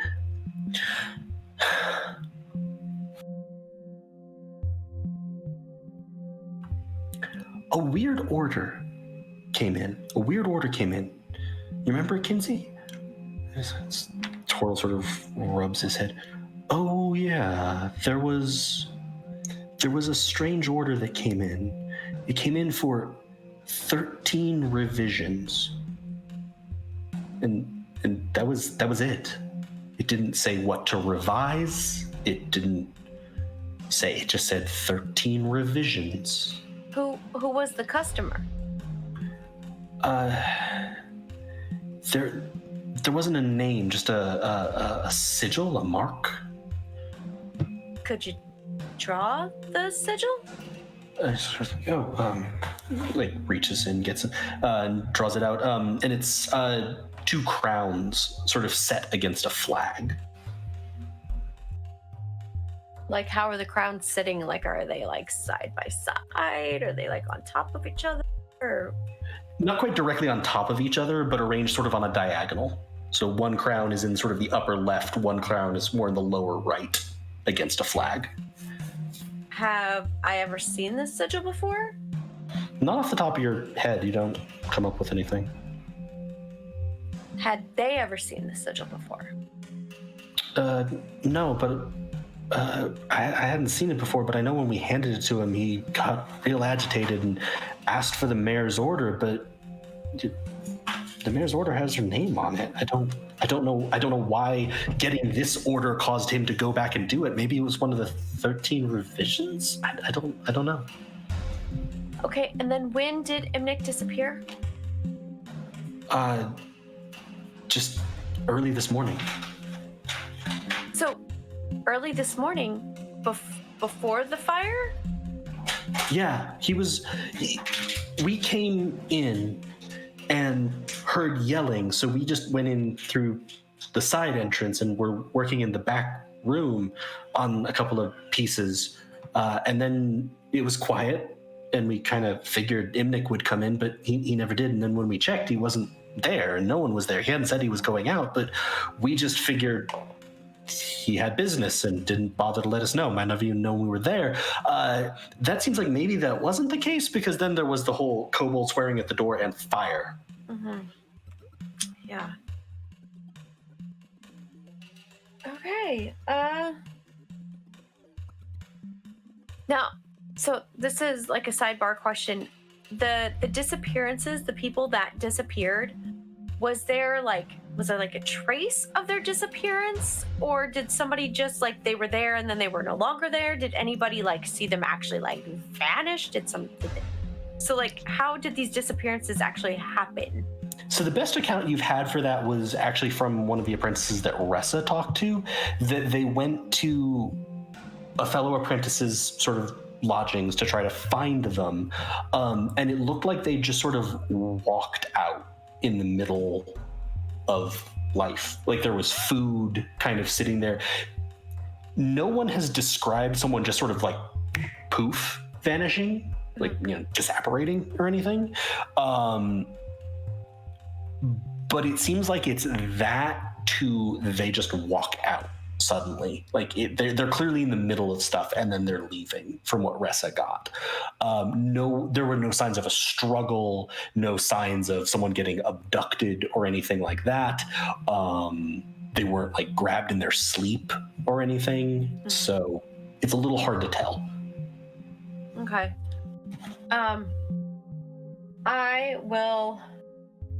I definitely want to check this book out some more, but I want to do it in private to see if I can decipher more of this sentence. So I'll close the book and I'll kind of like stick it in my vest. And well,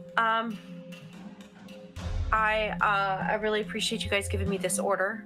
I'm gonna look into Imnik's disappearance. Try to stay away from kobolds who are angry and throwing fire barrels, and enjoy your beer.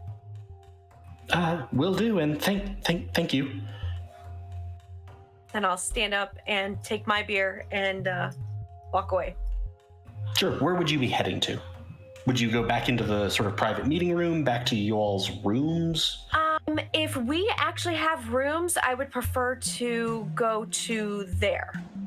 Sure, yeah. You hadn't really set up in them, but you could easily like flag either Vitan or Inahani or one of the other sort of waiters and be like, hey, which ones were ours? As it stands, it'll actually be Vitan notices you, like, you're in 3 through 5. Fangs. Great. Hey, can you, and I'm going to point back over to Badger and Kinsey and be like, get them another beer on me. Will do. And now let us pivot to Nero and Catbutt and Fangs. Good timing.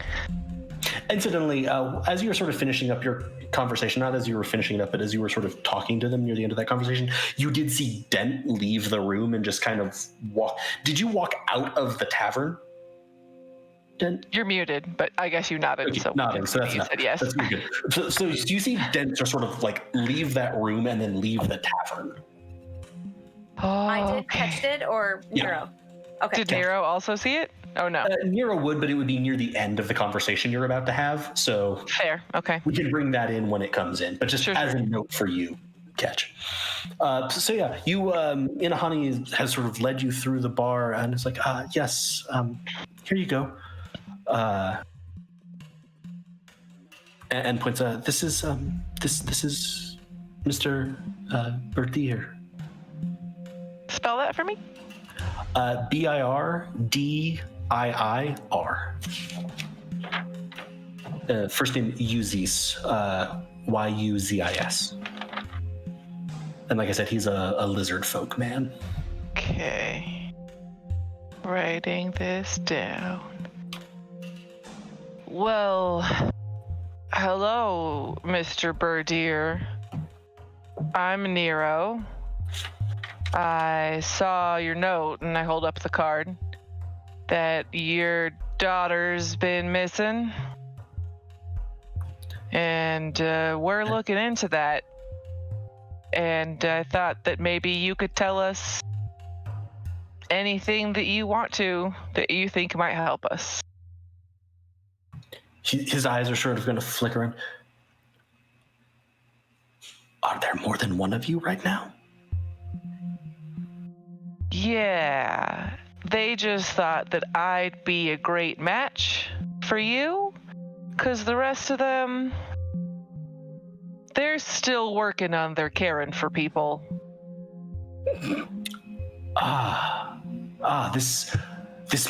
Okay. You said to us, and I only see one of you, but I know that you have capabilities, and I wasn't sure. Yes. My daughter disappeared 3 days ago.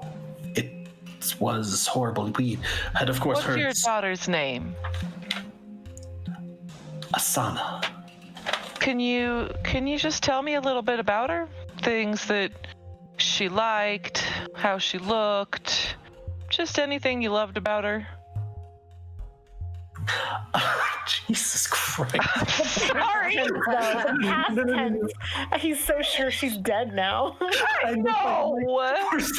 We're sending in the person who's good on caring. Give us a description of the deceased and what was most important. That's not what I meant. Things you I loved wanted to about her. convey. Oh my gosh. Nero was not thinking this at all. You're fine. Literally just wanted to convey that he cared. Yes, so you'll sort of see him stop and grab sort of a snack. There's this bowl of almost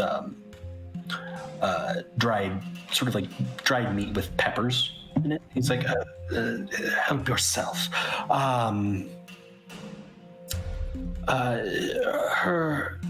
Her patterning is more similar to her mother's than to mine. And as he sort of indicates himself, he has almost like a swirling sort of blue-green ombre effect in his scales. And it's like, hers were brighter green, almost gold in places. She was tall for her age. So he's going to sort of look around. He is, as a lizard folk, almost your height. He's very large. Okay. And he's going to sort of look around and it's like, about the height of that one. Actually pointing to Ketch. As Ketch is sort of working. And how old is she? She is 15.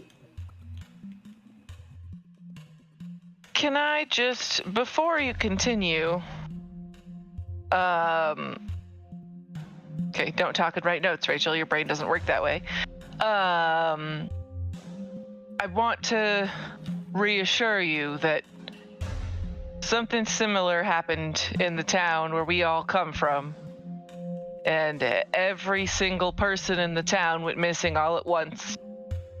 And we were able to figure it out, and every single person came back in good health.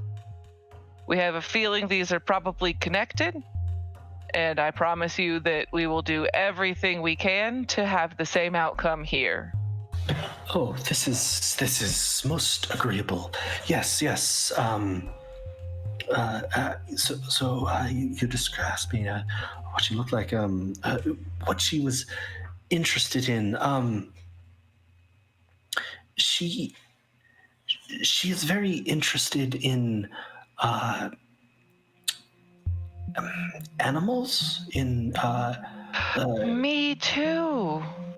And I pull out Jebediah. Like, this here's Jebediah. We're good friends. You're gonna sort of seem like focus his eyes and then like speak in a very sibilant language. Oh my god. Oh god, I forgot it's a lizard folk, and I just pulled a fucking lizard out of my pocket. So good. You're gonna sort of see Jebediah sort of cock his head back and forth and make a little bit of noise, and this is gonna go on for a few seconds. And you're gonna sort of nod. Jebediah's gonna pop back in your pocket and like, he speaks quite highly of you. Oh, thank God.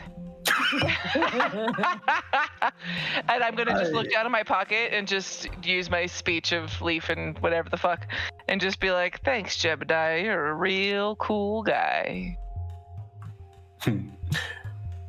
It is funny that you say that he is cool. Because he's cold-blooded. Rachel gets it. Nero does not. But he's gonna. She liked to find animals and paint them or draw them. She was studying many types of art. We were encouraging her in this, and then she discovered that she enjoyed applying this to animals. She would sometimes go down to the market with attendants and come back with rare and exotic animals, and then the attendants had to figure out how to take care of these rare and exotic animals while she would be painting or drawing them, which has resulted in several of my servants being very well informed in matters of exotic animal biology. That's pretty nifty. So, you said that she went missing about 3 days ago. Yes. We had What heard time of rumors day? people, but missing, but we had not given any credits. She disappeared in the evening. She was at dinner and then had taken a walk, but was not there when we went to speak with her before bed.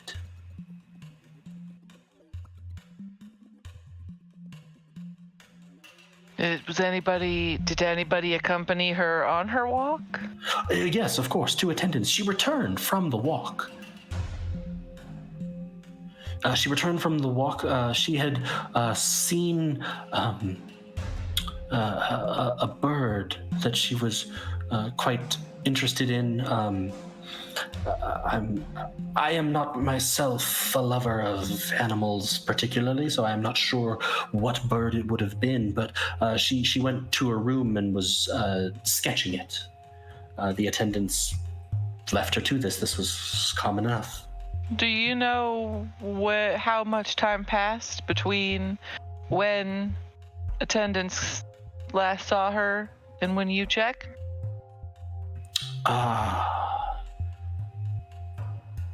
No more than 3 hours.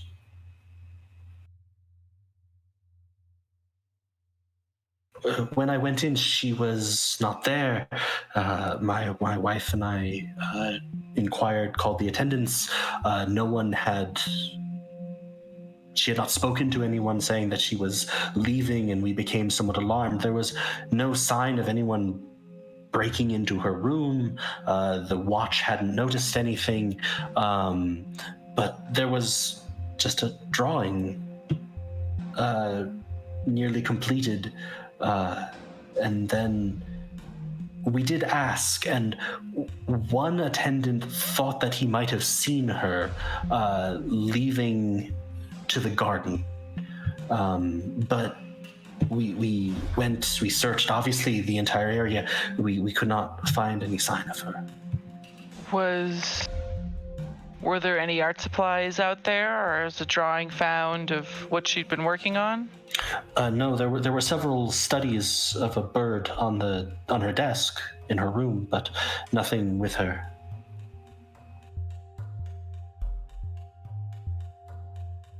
Have you done any other kinds of investigation to try and find out anything else, or is everybody just as flummoxed about where people are disappearing to? We inquired with the guard. Obviously, we've demanded that more be done. He's going to sort of pause. He goes, I am ashamed that I did not take seriously these rumors that floated through the city of disappearances until Asana disappeared. But once she had gone missing, I used what influence I have to demand more be done. That more guards look, that more guards patrol to try to prevent this type of thing from happening. Though I fear it has not prevented it, and indeed it may be accelerating.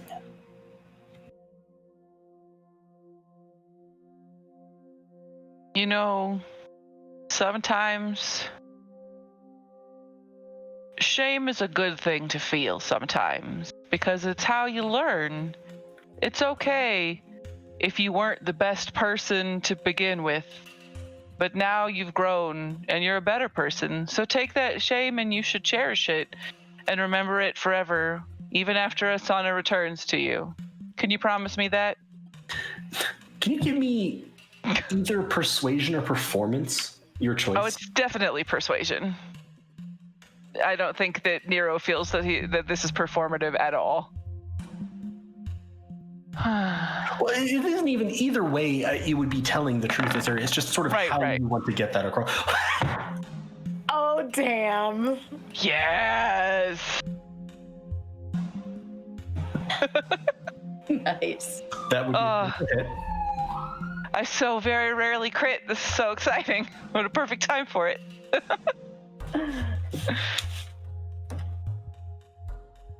There's just a bunch of fire trucks outside. Yeah, it's fair. There are always fire trucks outside your place. Yeah. Colorado's a crazy place. And given that the audio for this is already somewhat borked, I didn't want to add that whole layer in where it would be hard to get it out. Sorry. So thought it you helped. sort of say this, and you really feel this, and you're trying to get this man to understand this, and you're going to sort of see him.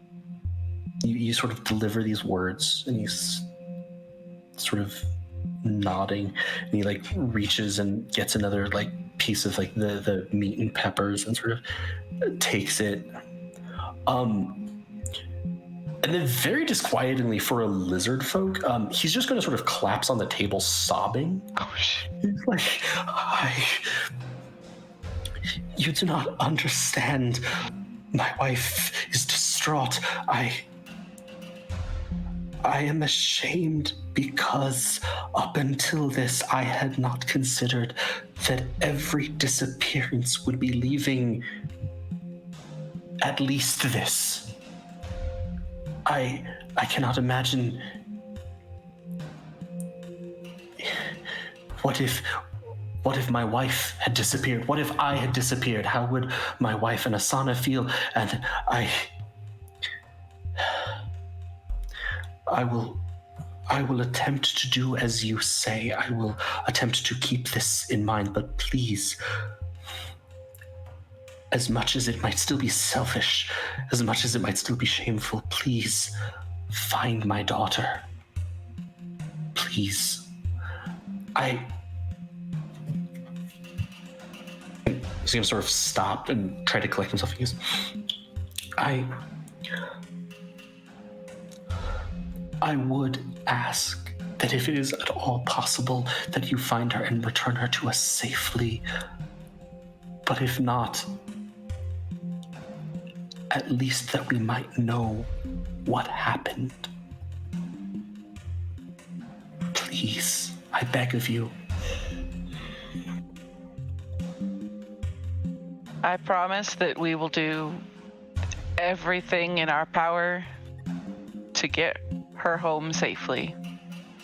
Thank you. Any resources that I can, I will happily assist you with, as I have offered the guards, etc. And please, it is not much, especially in Now that you bring it up, your words. And he is just going to slide a bag towards you. I'm going to ignore it. Now that you bring it up,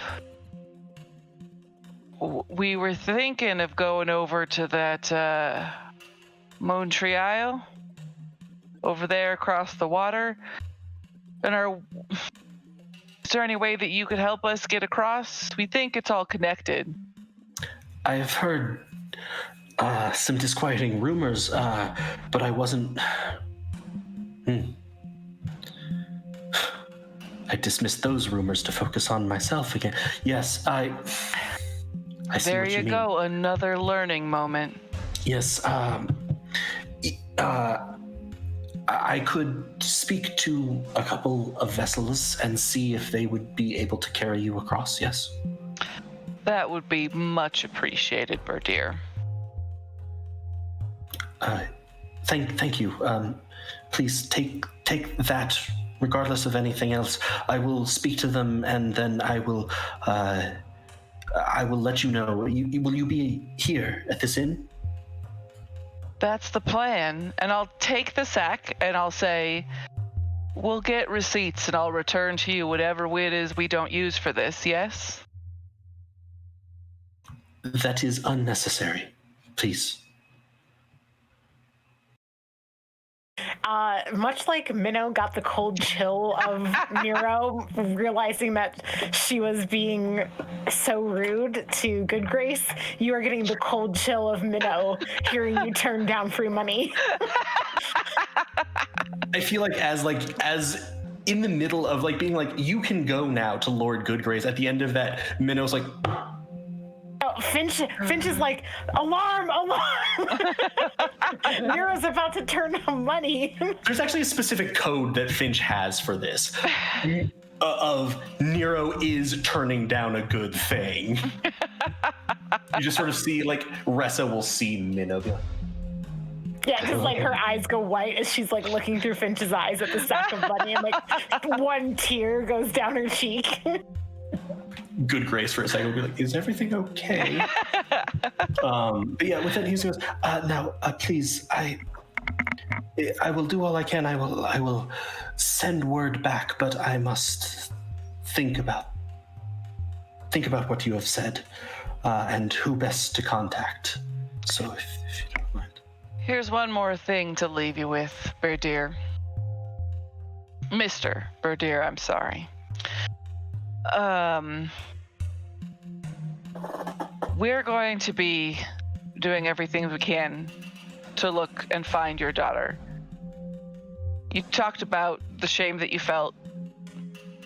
Right now, I think the best way that you can help is to help those people who've had their loved ones or other important people to them go missing. What you have a lot of is this, and I hold up and shake the bag. It jingles. Wow, really, you do. You have a lot of this, and for a lot of people, if somebody that they love goes missing, that means that they're missing a lot of this as well. And that's what you can offer right now. And if you want to help wash away that feeling of shame, I think that'd be a good place to start. Give me one more persuasion check with advantage. Go.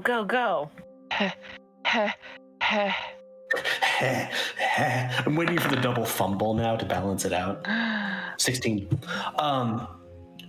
He's going to sort of nod. I will consider this, yes. Thank you, Nero. And I'll stick out my hand to shake hands with him. He'll shake your hand. As you sort of do that, you see Dent leaving the room and now walking out of the tavern. So I'll politely finish. You sort of see Ketch in the room, like also sort of maybe see that and like look at you and be like, huh? So I will still politely finish, like I won't be like peace, But I do have 50 feet of movement. So and I'm also have the quick feet and the other stuff. So I feel like I would do whatever I can to try and catch up with Dent. Yeah, it's not hard. He was essentially asking you to leave him alone as he processed this. But I didn't hear any of this, right? Or did I just see him leaving? I don't know what happened, right? No. I mean, Mr. Berdier was essentially saying, thank you. Thank you. I kind of need to think about this, so it's pretty easy for yourself to extricate from the situation. Carrying a sizable bag of coin. Nice. I am going to say to you, and also potentially Minnow now knows, this is a bag of coin. Which you're sort of, I assume, just sort of cavalierly wandering along holding. Yeah. Minnow, you are my mage hand ledger domain just comes out and takes it. It's a little far for that. It is a little far for that. You're right. But I feel like Finch is like, because you had some of these abilities also when you were in your previous occupation, yeah? Some what? Like some of your like magical abilities while you were a thief as well. You had. I feel like Finch is just like in switching between Nero is turning down money to easy mark. Nero is turning down my easy mark, easy mark, easy mark, easy mark. Is Good Grace gone from the room yet? Because So I will say that this all has sort of dovetailed at Nero is moving after Dent. Dent has gotten outside the tavern. Ketch has wrapped up. Good Grace has left or is leaving the room. Sort of all in the same hat. Can I just use the cantrip message and send to Nero? Please put that coin purse away. Don't get it stolen. You will hear that because you could cast it through looking through Finch's eyes, so you have accurate targeting. I can reply to this message. You can reply to this message. I'll say do I even have? I guess I would have how big is the bag? Do I have a big enough bag where it could fit in? Yeah, it's a. Let me put it this way. This is not a coin purse. This is a bag of money. This is sort of like Scrooge McDuck levels of bag o' money with like a little money symbol on it almost, but it does still fit in your bag. I dump it out and swim in it. All right, I'll stuff it in my bag and be like, you got it, Minnow. Cool. But I'm still jangling as I run towards, Sure, and you're moving out. I did want to double check. Ketch, did you want to just retire to rooms still, or did you want to divert to go after Dent, having seen that Dent was moving out? Would I have seen Nero run after Dent? Yes, now you would sort of have seen Dent go out. You would have been like, huh, that's weird. And then you would have seen Nero finishing up and moving after. Then no, I think I would. You'll head back to the room? Yeah, Nero is going to handle that. Curiosity has gotten the best of me, and I really want to decode this book. Mm-hmm. Sounds good. So you'll head back to the rooms, and it'll basically be as we described. I just wanted to give you that opportunity since we were resolving multiple scenes at once. Dent, what would you like to do? You are now outside. Cool. When do I catch up with him? Or sorry, just not yet. It'll be pretty quick, but he at least has the ability to decide what would he like to be trying to do. Sure. I'm rolling a d20 real fast. Okay. Answers I I'm going like towards the back alley of the tattooed turtle, and like I'm just kind of pacing back and forth. Basically, I'm of two minds at this point. Like, well, at least that's what I want to be doing. I don't know how many of these paces I actually got in before. Sure, but catches up. You're not trying to move further away. You're just sort of like circling in this alley or going back and forth in this alley. Yeah. Okay, so yeah, you've kind of done like maybe a couple of laps before Nero will sort of like pop his head around a corner, because you were very quick, but it took you a second to figure out where the hell Dent had gone. Sure. But yeah, you'll turn a corner and you'll sort of see Dent walking relatively slowly down this alleyway and then turning back towards you. And what would either of you like to do? I would see him, and I feel like I would ask, Dent, you seem perturbed. Would you like to talk it out, or would you prefer some silence? Assuming I see you before you say that, I would about face and start walking in the opposite direction. And you just fully ignore what I say? Yeah, I think so. I think he's not running away from you, but I think Dent's frustration is palpable. And now that he's getting rained on and he already had something to drink, you can hear his boots sloshing. It's kind of funny, but he doesn't mean for it to be so. Do you fully leave the alleyway or whatever it was that you were in, or I don't know if you were in an alleyway. I just made that up in my brain. You just fully leave, or just turn around to move further away from me? I'm not following you. Just. I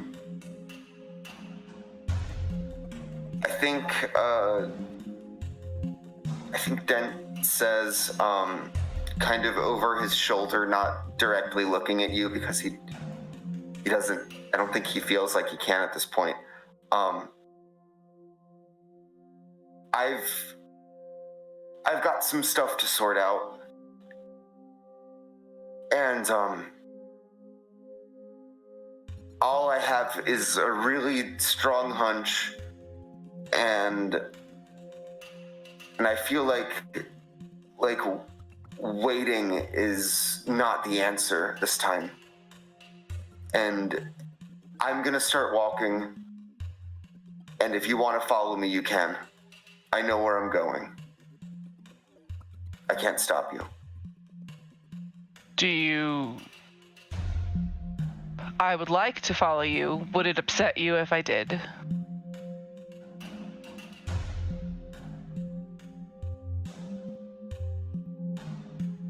I don't think Dent responds to that.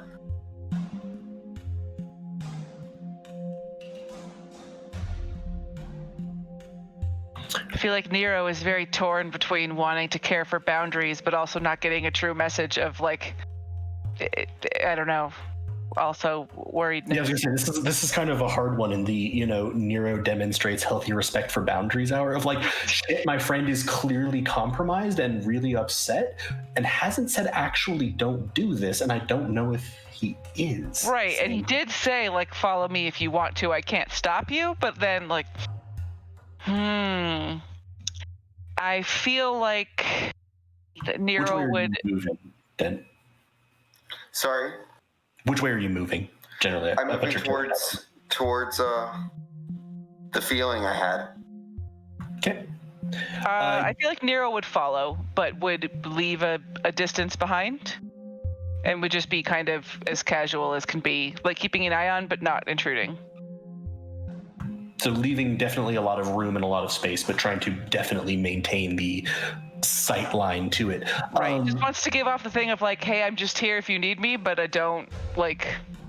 I don't. You don't have to pay attention to me.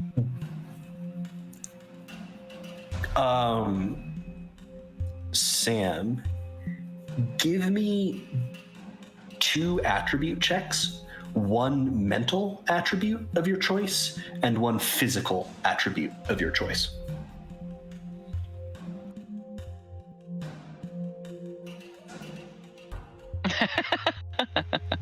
It's hard to see like the faded gray text when I'm looking through a visor. No, I hate how hard it is to like read your things when you have the fucking visor on, but it's fitting because I can't read Dent's goddamn face. Yep. But then like I'm just like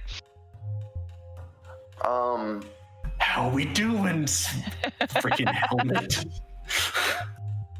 Yeah, could I roll an insight check to get a feel for shit? Absolutely. Would mental versus physical? These are like strength and so strength, con, and dex are the physical, and then wisdom, charisma, intelligence are the mental. And so just click on one of the mental ones and one of the physical ones. Yeah, okay, then I will roll that one and. Oh, well, not a skill. Like literally the raw attribute. Okay. So literally click on like the word strength, dex, or con, depending on which one you want to do, and then the same for one of the mentals. Okay, 15 for the physical, 11 for the mental. And I had 11 on insight. It's probably a little hard to tell with that. Like you've been around Dent, and I would say that probably the thing that you get with that, based on how you would have access to this is Dent, and he's upset about something, but it feels like Dent upset about something. Which, you know, given that he went entirely unconscious and then just sort of rebooted, might have been a concern. Right, and I feel like Nero, like I want to give him his space, and that is my goal. But I am also worried for him as a friend, and like a lot of shit has been happening to him, and so I just want to be like nearby in case it happens again. Basically, if he passes out again, I want to be able to know it and help. I would say that, like, you know, Dent's not the most wise, you know, party member. I mean, none of us really are, but Rest is extremely wise. Maybe it's intelligence that we're all bad at. I'm 16. Oh, okay. What is it that we all suck at? I forget. Intelligence. We all have terrible intelligence. Okay. Minnow's fine. +2. +2. So I mean, solid, but not like you don't have a real strong suit. Yeah, in intelligence. Yeah. So yeah, I think, you know, Dent knows that him and his catatonic states are something of a liability, and so he wouldn't be so far as to say, "Don't follow me." Mm-hmm. Right? Like that would have been a very, you know, clear-cut message. But so again, he's not gonna force you away, but he's probably not going to look back. He's not interacting, but he's also not actively trying to shake Nero trailing him or make it difficult to trail him or anything. You're just sort of moving with purpose and directness towards your goal, sort of regardless of who might be following. If I'm reading that right? Okay. Yeah. So I will say, I'm going to describe, and then we're going to do probably one more cut and then get to a wrap up. You try to sort of think about where it was and reason that out, and it doesn't really work. You can't quite get there. But as you're doing that, you remember that feeling of like almost pressure or physical sensation, right? Of this location pulling you or pressing against you. And you pick that up almost again. and that's leading you. So you're being led by this physical sensation more than the memory or reasoning out where it was. And let's cut back to the private room where Lord Goodgrace has just left. What would you like to do, Minnow, Ressa? I'm not going to ask Dylan because I'm Dylan. Dylan just wants people to not try to kill him for a little bit. I think we would probably say we should not wait very long before bringing in the Baroness. Yeah, I hate that, but because it's just gonna be the same thing, Ressa. She's gonna be like, oh, the circle of blades thinks you're cool, and we might have jobs for you, and don't trust those dirty scribes, you know? Well, let's, accept it graciously, and if we're in their good graces, they may be able to help us. So you'll No. call her in, or? Yeah. Did you want me to go out and get her? Or... You're not I can't speaking hear you. on our end. Sorry. I forgot the mute button sometimes. Yes, that's totally fine. Yeah. I was like, you're speaking, and I can tell that, but I also can't tell from like other gestures or facial expressions what you're saying, so I don't want to be like, yeah, just go ahead. It's fine. She was saying. Yes, please, by all means. Okay. I'll step out, and assuming I could probably pick her out since I don't know her specifically. Pretty easily. But I would walk over to the table and say, Baroness? Yes. And she's going to sort of stand and move very determinedly. And she sort of, but she will nod to you and then head towards the room in the back. Kitty. Can you remind me what her name was, Baroness? Baroness Dimia McKinnon. Dimia McKinnon. Dimia. Oh, Dimia. And she's just going to sort of walk in. So Goodgrace sort of cruised in and sat down at the head of the table. It's a round table, so not a head of the table, but sort of the place nearest the fire, sort of very comfortably. She's going to sort of come in, wait for Ressa to get in and the door to close, and is just standing sort of very stiff-backed. She still has her helmet under her arm. Again, she's a human woman, black hair. A scar has basically closed one of her eyes. The other is an almost iridescent blue. And is very sort of lively. She obviously has a martial bearing. She's going to go, I'm not going to waste your time. Goodgrace came in, probably, yes, aren't you wonderful, blah, blah, blah. Talked around the whole point. He wants to hire you. We want to hire you. We don't want them to hire you. How do you feel about that? Well, we are certainly flattered on both ends, but I think our group would need to talk about it. We were not offered any specific job.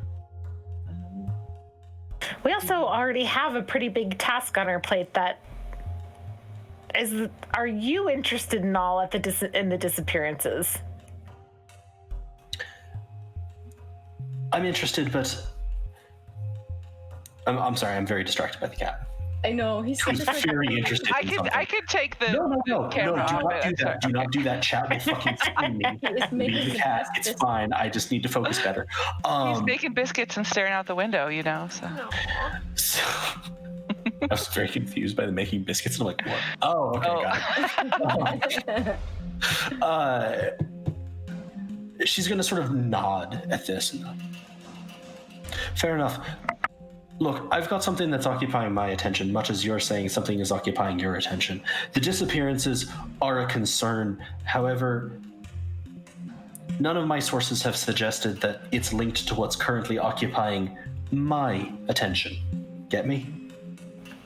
I see. Yes. Therefore, it falls second for me. That's a matter that the guards should be able to sort out. They're not the most competent lot, but Eventually they'll figure it out. Hopefully the people can be brought back. And either way, if I take my eye off of the particular task that it's on at the moment, they won't have much to come back to. So I remain focused on where I am. I trust the guards to occasionally actually do their fucking jobs. It seems a little beyond the scope of the guards, don't we think? I mean, at this point, I'm surprised that there isn't some mobilized force from... how many people have even disappeared at this point? And everybody's talking about it's the guards' job. The guards make sure that private property isn't destroyed. Who's in charge of making sure citizens don't disappear into the ground in the middle of the day? Us, apparently. So I think that... Okay. Well, she actually looks like interested in this. She's like, what have you heard? What have you heard? Well, nothing about disappearing into the ground. Disappearing, yes. Not into the ground. We can do like a... I tell you something, you tell me something? Sure. Great. So in Amberheart, you may have heard about disappearances there. Mm-hmm. Oh, I see. Do you? Yeah. What do you see? No. Because that wasn't what I was going to tell you, but if that's as far as you want to... I see the ground comment. What were you going to tell me? And I think I've got something that should be fair recompense for that. Okay. So she seems to be eliciting what you were going to say. Yeah, I get that. Well, simply that it was the crypts underneath Amberheart where we were able to find the source of what had... I don't know how directly caused, but caused the disappearances, at least enough to bring them back. Fair. Look, I don't like to waste time with things. This isn't, as I've said, my main focus right now. I will say, someone sympathetic to us that was engaged in some observations on another matter saw one of the people who had disappeared the night that they disappeared. They were walking down towards the docks. They didn't... The thing is, the reason that my assistant, shall we say, noticed them was the fact that they didn't notice them until they were almost on top of them. They were moving basically quietly, and they almost bumped into them, but they didn't seem to pay them any notice. And that's a hell of a lot of focus for a person in the middle of the night. Sure. And when they got to the docks? They didn't follow them.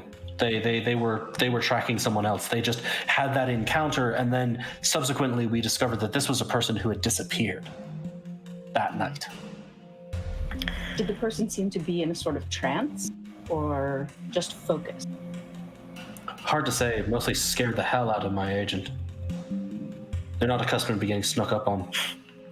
So they tried to determine, didn't seem to have any threat, didn't seem to even, like as I said, didn't even seem to really notice them. But then they continued on with their mission. They didn't see what happened to them. They just knew that they were heading down to the docks, and it seemed a little odd given that it was late at night. Thank you for that. That's very helpful. Do you know what the person's name was? It was one of the dock workers, Darren, I think. Okay, thank you. Wait, didn't we already hear that name at another point? At some point? Am I crazy? Dara is the bartender. Oh, okay. It wasn't like the dock worker or the person that you already talked to that was down there or something. There's Lord Darrow Goodgrace. There's just a lot of DAR names. That's fair. Yes. common in Tormund. Dallin. Dellin. Okay. So Darren, a dock worker. And she'll think about it. Like, I think he was in the middle of the disappearances overall. This is about 5 days ago. Okay. Well, that's helpful because, I mean, for a variety of reasons. Mm-hmm. Thank you. It's nice to actually get some useful information, so... Indeed. Look, as I said, I'm not going to waste too much of your time. My goal is that you could perhaps help my order with our interests, and we can help you with your interests, which, so far as I've been able to see, have been, one, generally positive for people, and two, as with most people in your line of work, focus heavily on being paid and staying alive. We're good with both of those things. Sorry. Always good goals.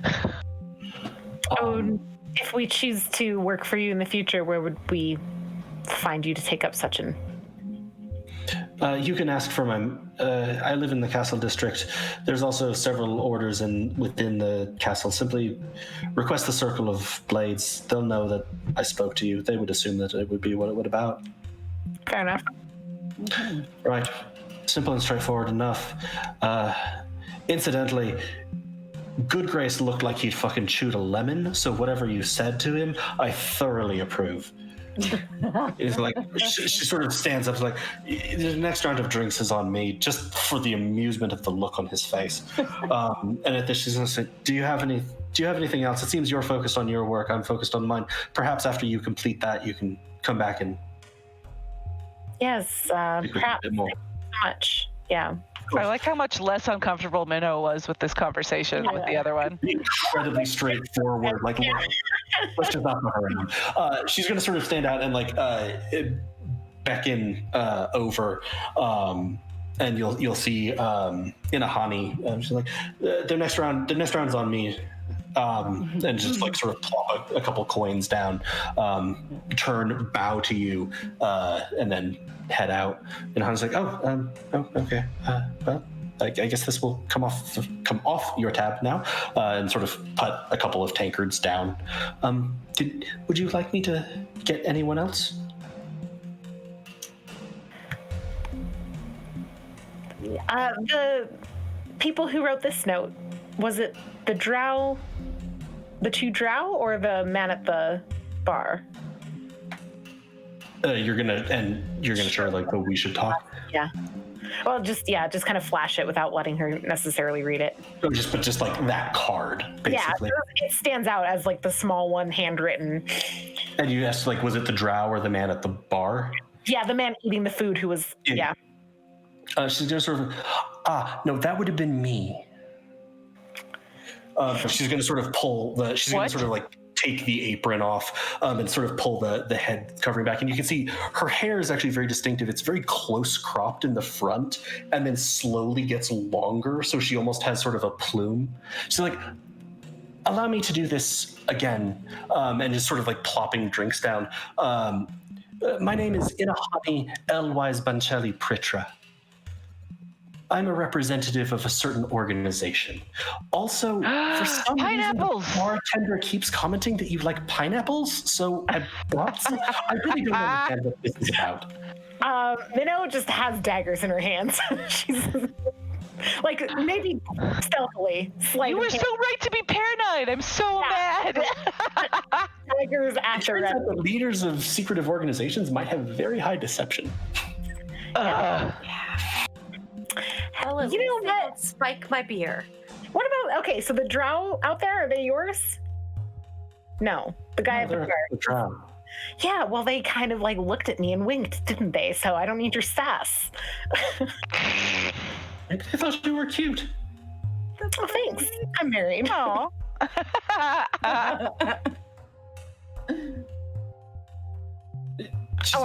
She's sort of looking at like the daggers in your hands. I assure you that is quite unnecessary. I'm not assured you can understand why. Sure enough. She's gonna sort of, at this point, she's like gone around to the other side of the table and is like hopped up into one of the chairs, is sort of stretched out her legs in front of her and has actually taken one of the beers that she brought. Look, I just wanted to have a conversation. It seemed easiest to do it this way when half the goddamn city wanted to talk to you. It was quite funny, actually. You should have seen Good Grace and the Baroness just desperately trying not to look at each other, and Vitan running around trying to have them not look. It was really funny. They've been here for like 3 hours. I was so close to going out and asking Vitan if you actually worked here. I was this close. And I didn't because I felt it was the pressing time limit. Man. Isn't it always the way? Have a sip of the drink. Are there actually pineapple on the table? Is there actually pineapple? Yeah, there was a bowl of pineapple, similarly to what Vitan had brought you before. I'm going to inspect it and make sure it isn't poisoned. And seriously, what the hell is this with pineapple? Like, everyone in the kitchen is talking about how much you all like pineapple. We just like pineapple. So it's tasty. I'll eat a piece. I watch Ressa eat it. Does she die? I like that this is like, I like that Chris was like, do I die from drinking the beer? And now Minna's just like, does Ressa die? I thought about casting Purify Food and Drink. Well, hello. I just ate it. Yeah, I don't think Minnow partakes this time around. I think she's too suspicious. So, we should talk. We should. You see, my organization has been very interested in some of the things that you've been up to. And to that end, put out a little bit of a, shall we say, feeler test to see if some of the local assorteds would be able to bring you in. We were quite clear it was not to be harmed, so I hope there's no ill feeling on that front. However, something very peculiar happened. They're all dead, and you don't seem to have killed them, so what the hell? Also, business proposition, but that can come in the after part. We're a little actually genuinely curious what the fuck happened to those people. This would be... Okay, over the table, because Minnow is not this... Yeah. The Will-o'-the-Wisps. Oh, fuck. Yep, totally, that's it.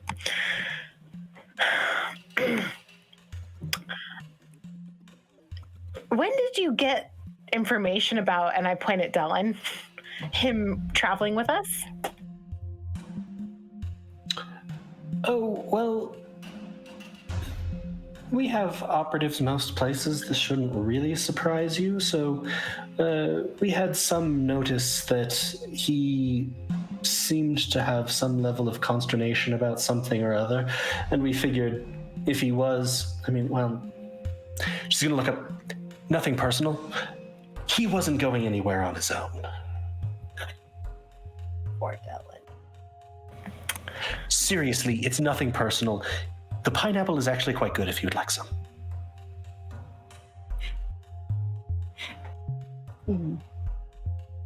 Kitty?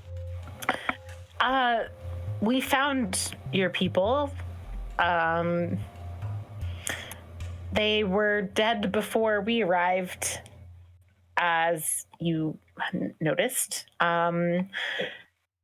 Not entirely sure what happened to them outside of we killed the creatures that we think killed them.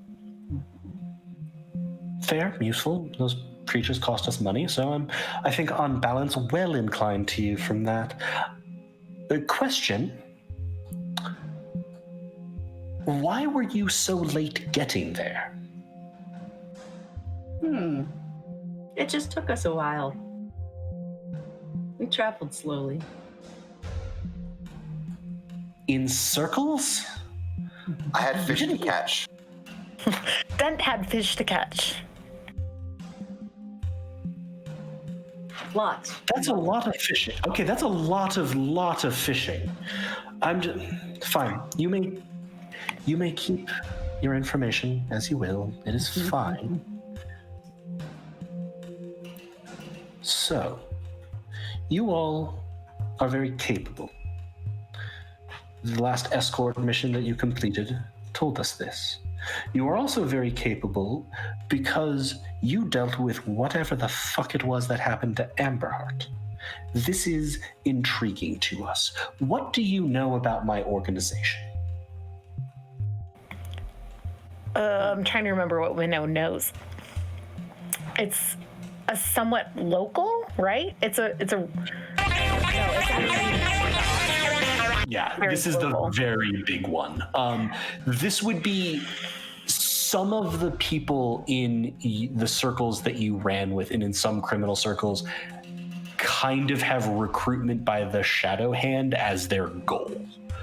So you would know that. You would know that they are pretty ruthless a lot of the time. However, they are not interested particularly in violence for violence sake. It is a tool. They may use that tool. They will not feel bad about using that tool, but they're usually more interested in a job which has a specific goal.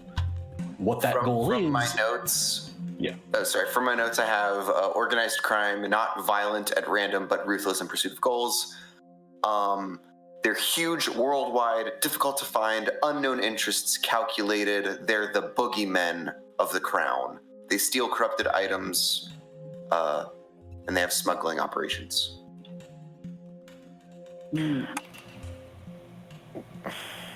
I'd say we know what most people know.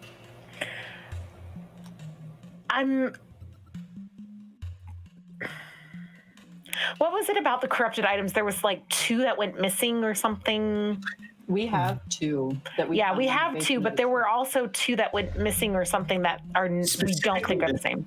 It was specifically that was why Dellen commented on knowing them, because Deephold monitors corrupted items, and they were 2 that had been relatively prominent. One that was a blade made of shadows, one which was a ring of some kind, disappeared and were stolen, and he was pretty sure had been taken. His group was pretty sure had been taken by the Shadow Hand, but they didn't know why they were. It might have been as simple as someone wanted to buy them, so they took them. It might have been way more nefarious. And the big thing that you got from Dellen was he didn't like having a group that he didn't freaking know why they had taken. I'm gonna sit down and place my daggers on the table and take a piece of pineapple, and before I eat it, I'll say, I'd feel a lot more inclined to have this conversation if my property were returned to me, and just seems like a sign of good faith, and I eat the pineapple.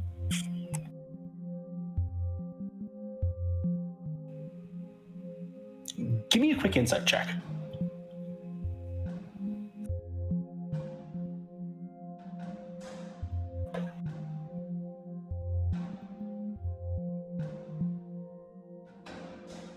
It's working on it.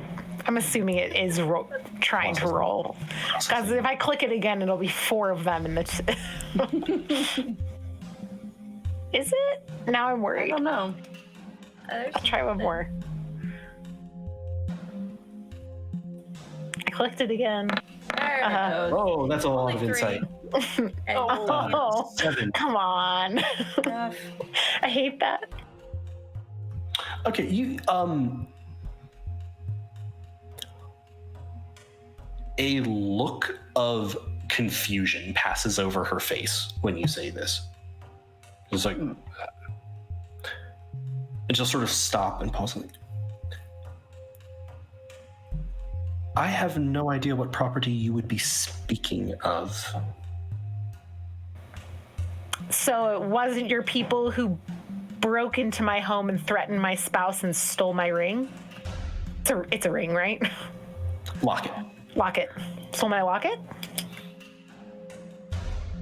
Because I don't take kindly to people threatening the people I love. And I don't take kindly to you holding my property over my head as a way of manipulating me. And so I was kind of hoping that we could start on a little bit more friendly footing. And as I'm observing all this, can I insight as well? Yeah. You're gonna see her kind of. Save me.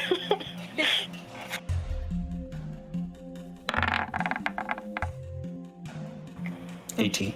The look of confusion you're pretty sure was genuine. Like you, Ressa, are pretty sure was genuine. And you're both going to see her sort of pull her feet back in. Like they weren't up on the table, but they were just sort of stretched out. And she's going to lean forward. She's going to go, look, with regard to starting out on the right foot, let me be very clear. I like having leverage in negotiations. That leverage was going to be the fact that all of you were going to be delivered to me in bags. This was the point that the conversation was going to start, or you were going to have been competent enough that you killed the people who were paid to safely put you in bags and deliver them to me.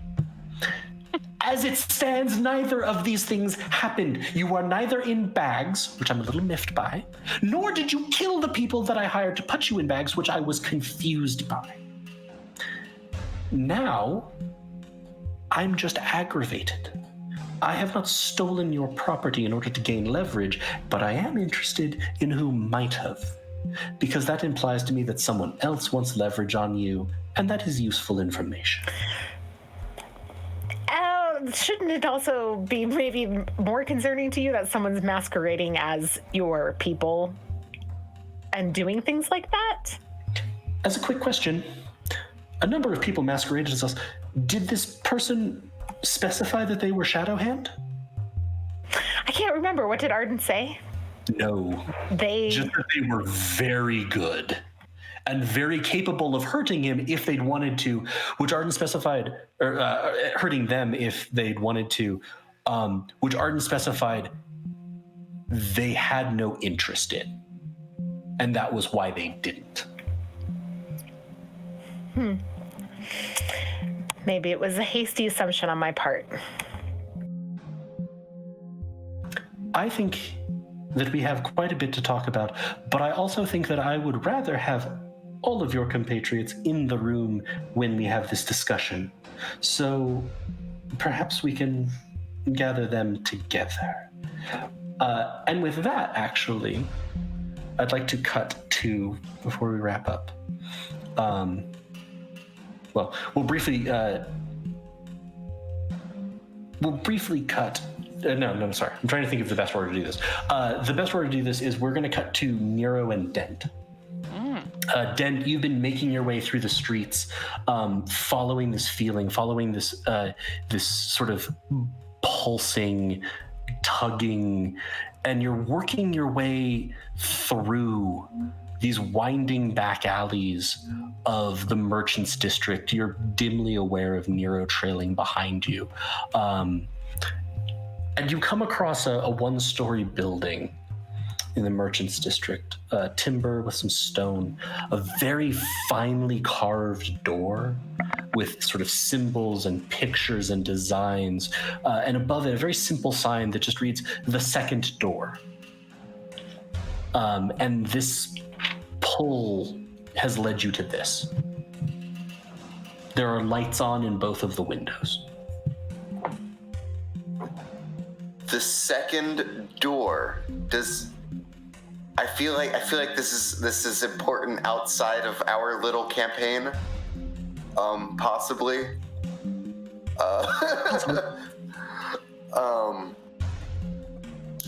Okay. I don't know. Chris is the one that's been in every single tier campaign, so. Yeah. I mean. The first one of which was called Beyond the Doors. Yeah, that's where I was going with that. I'm like, And it featured big, intricate doors. Yeah. And also big, intricate books. We like to talk in circles and catch shit on fire. Yeah. So I go ahead and I guess I knock at said finely carved second door. There's not a response, though it does appear to be a shop. And the lights are still on. Oh, it's a shop called the You are in the Second. Merchants District. Yeah. Okay, well that's obvious. I should have known this. Okay. No, it's easy to miss. That's why I was like reiterating. It does look like a shop. That's why there's the sign of the second door. Okay. Lena wants you to kick the door in anyway. I think Dent is absolutely frustrated, but he's not going to do civil disobedience just yet. I open the door. I mean, presumably if it's a shop, that's just fine. You open the door as it sort of swings open. You see immediately just shelves stacked with things. They're not crowded, but just things everywhere, different shapes, different sizes. You see a couple handles of like weapons. You see books. You see sort of art objects like vases, sculptures, papers, just documents, and they're everywhere. And it's a very odd thing. What's its galore? Well, it's sort of, but like it's a very odd feeling because as you look at it, there's just stuff, right? There's just lots of stuff. And it's not crowded, it's not jam-packed, but lots and lots of things with no order or reason to it. But as you look at it, you cannot help but be struck by the feeling that there is nothing haphazard about the arrangement of this.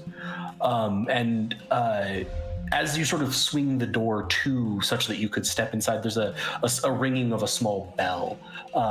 And across, sort of in the back of the shop, you can now see an elven man sort of look over. There's a very fine decanter of wine next to him, along with a plate of pastries, and go, "Ah, yes, welcome to the second door. I think I can help you, perhaps?" When would roll perception? When would Nero enter the door? Oh, no. What? Unnatural ones. 2 of them, in fact. Wow.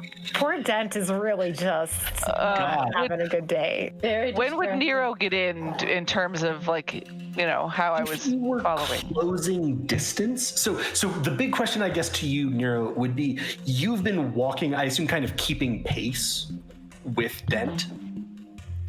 Would you continue walking at that pace, or would you stop to maintain distance when Dent stops at the door? I would stop when he stopped at the door, but when he went in, I would start again. Okay, you were only about like 30 feet behind him, so you would kind of turn the corner and be in the doorway more or less as like the voice sort of finished. Yeah, I think I can help you. What were you looking for, Dent? Let's be honest, you're probably not going to find it, but what were you looking for? I mean, I was just, I wasn't necessarily looking for anything specific, just this feeling that I had and just trying to remember where it was. And then I guess the shop itself just felt like, I mean, clearly it's felt like the right place. Cool. So you still have the physical draw to this, and it's, now that you're getting closer, it's somewhere further to the back of the shop. Like it's more into the shop than right in the doorway. And you're almost a little bit surprised by the figure. Who, and just this is where we're gonna leave you all for tonight.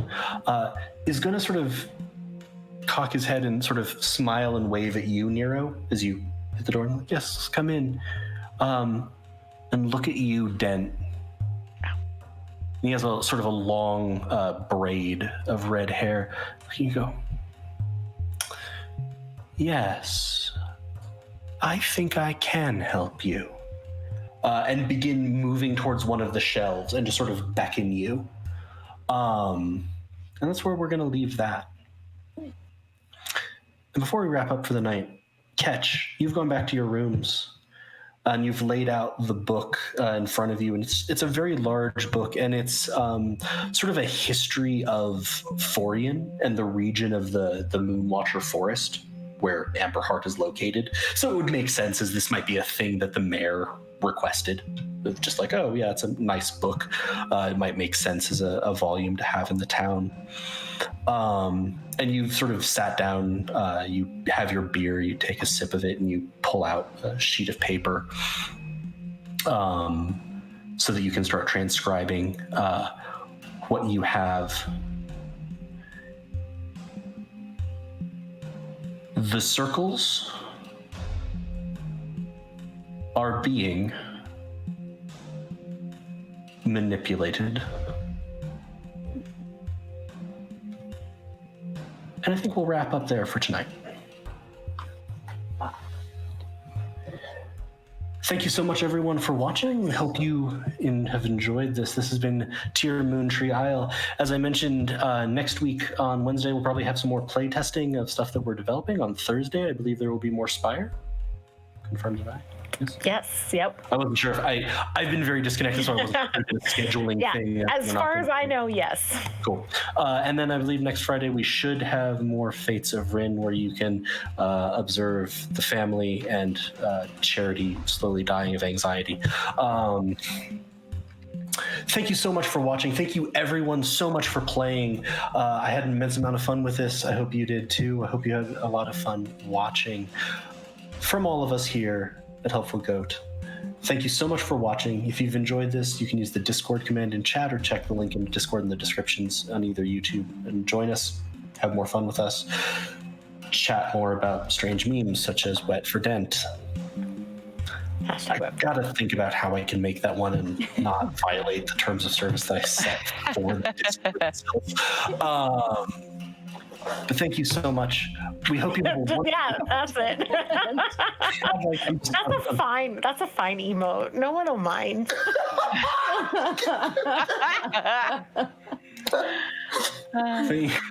Thank you so much for watching. Thank you so much for playing. Thank you from everyone. And from everyone here at Helpful Goat Games, be kind to each other. Keep yourselves well. And we hope to see you again real soon. Night. Night. Probably should have checked with Probably should have checked with Adam. Oh yeah. We just Adam, are we saying goodbye? for like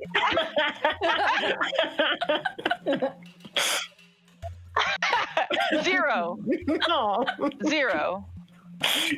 Could anyone actually hear you saying goodnight?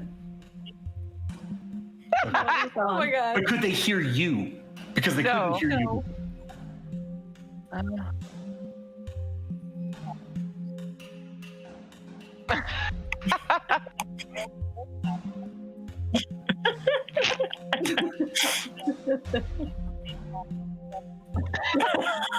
like how Galway did this beautiful end, and they're like, yeah, I guess be nice, whatever. I don't know. Fuck you. Holding the stream hostage.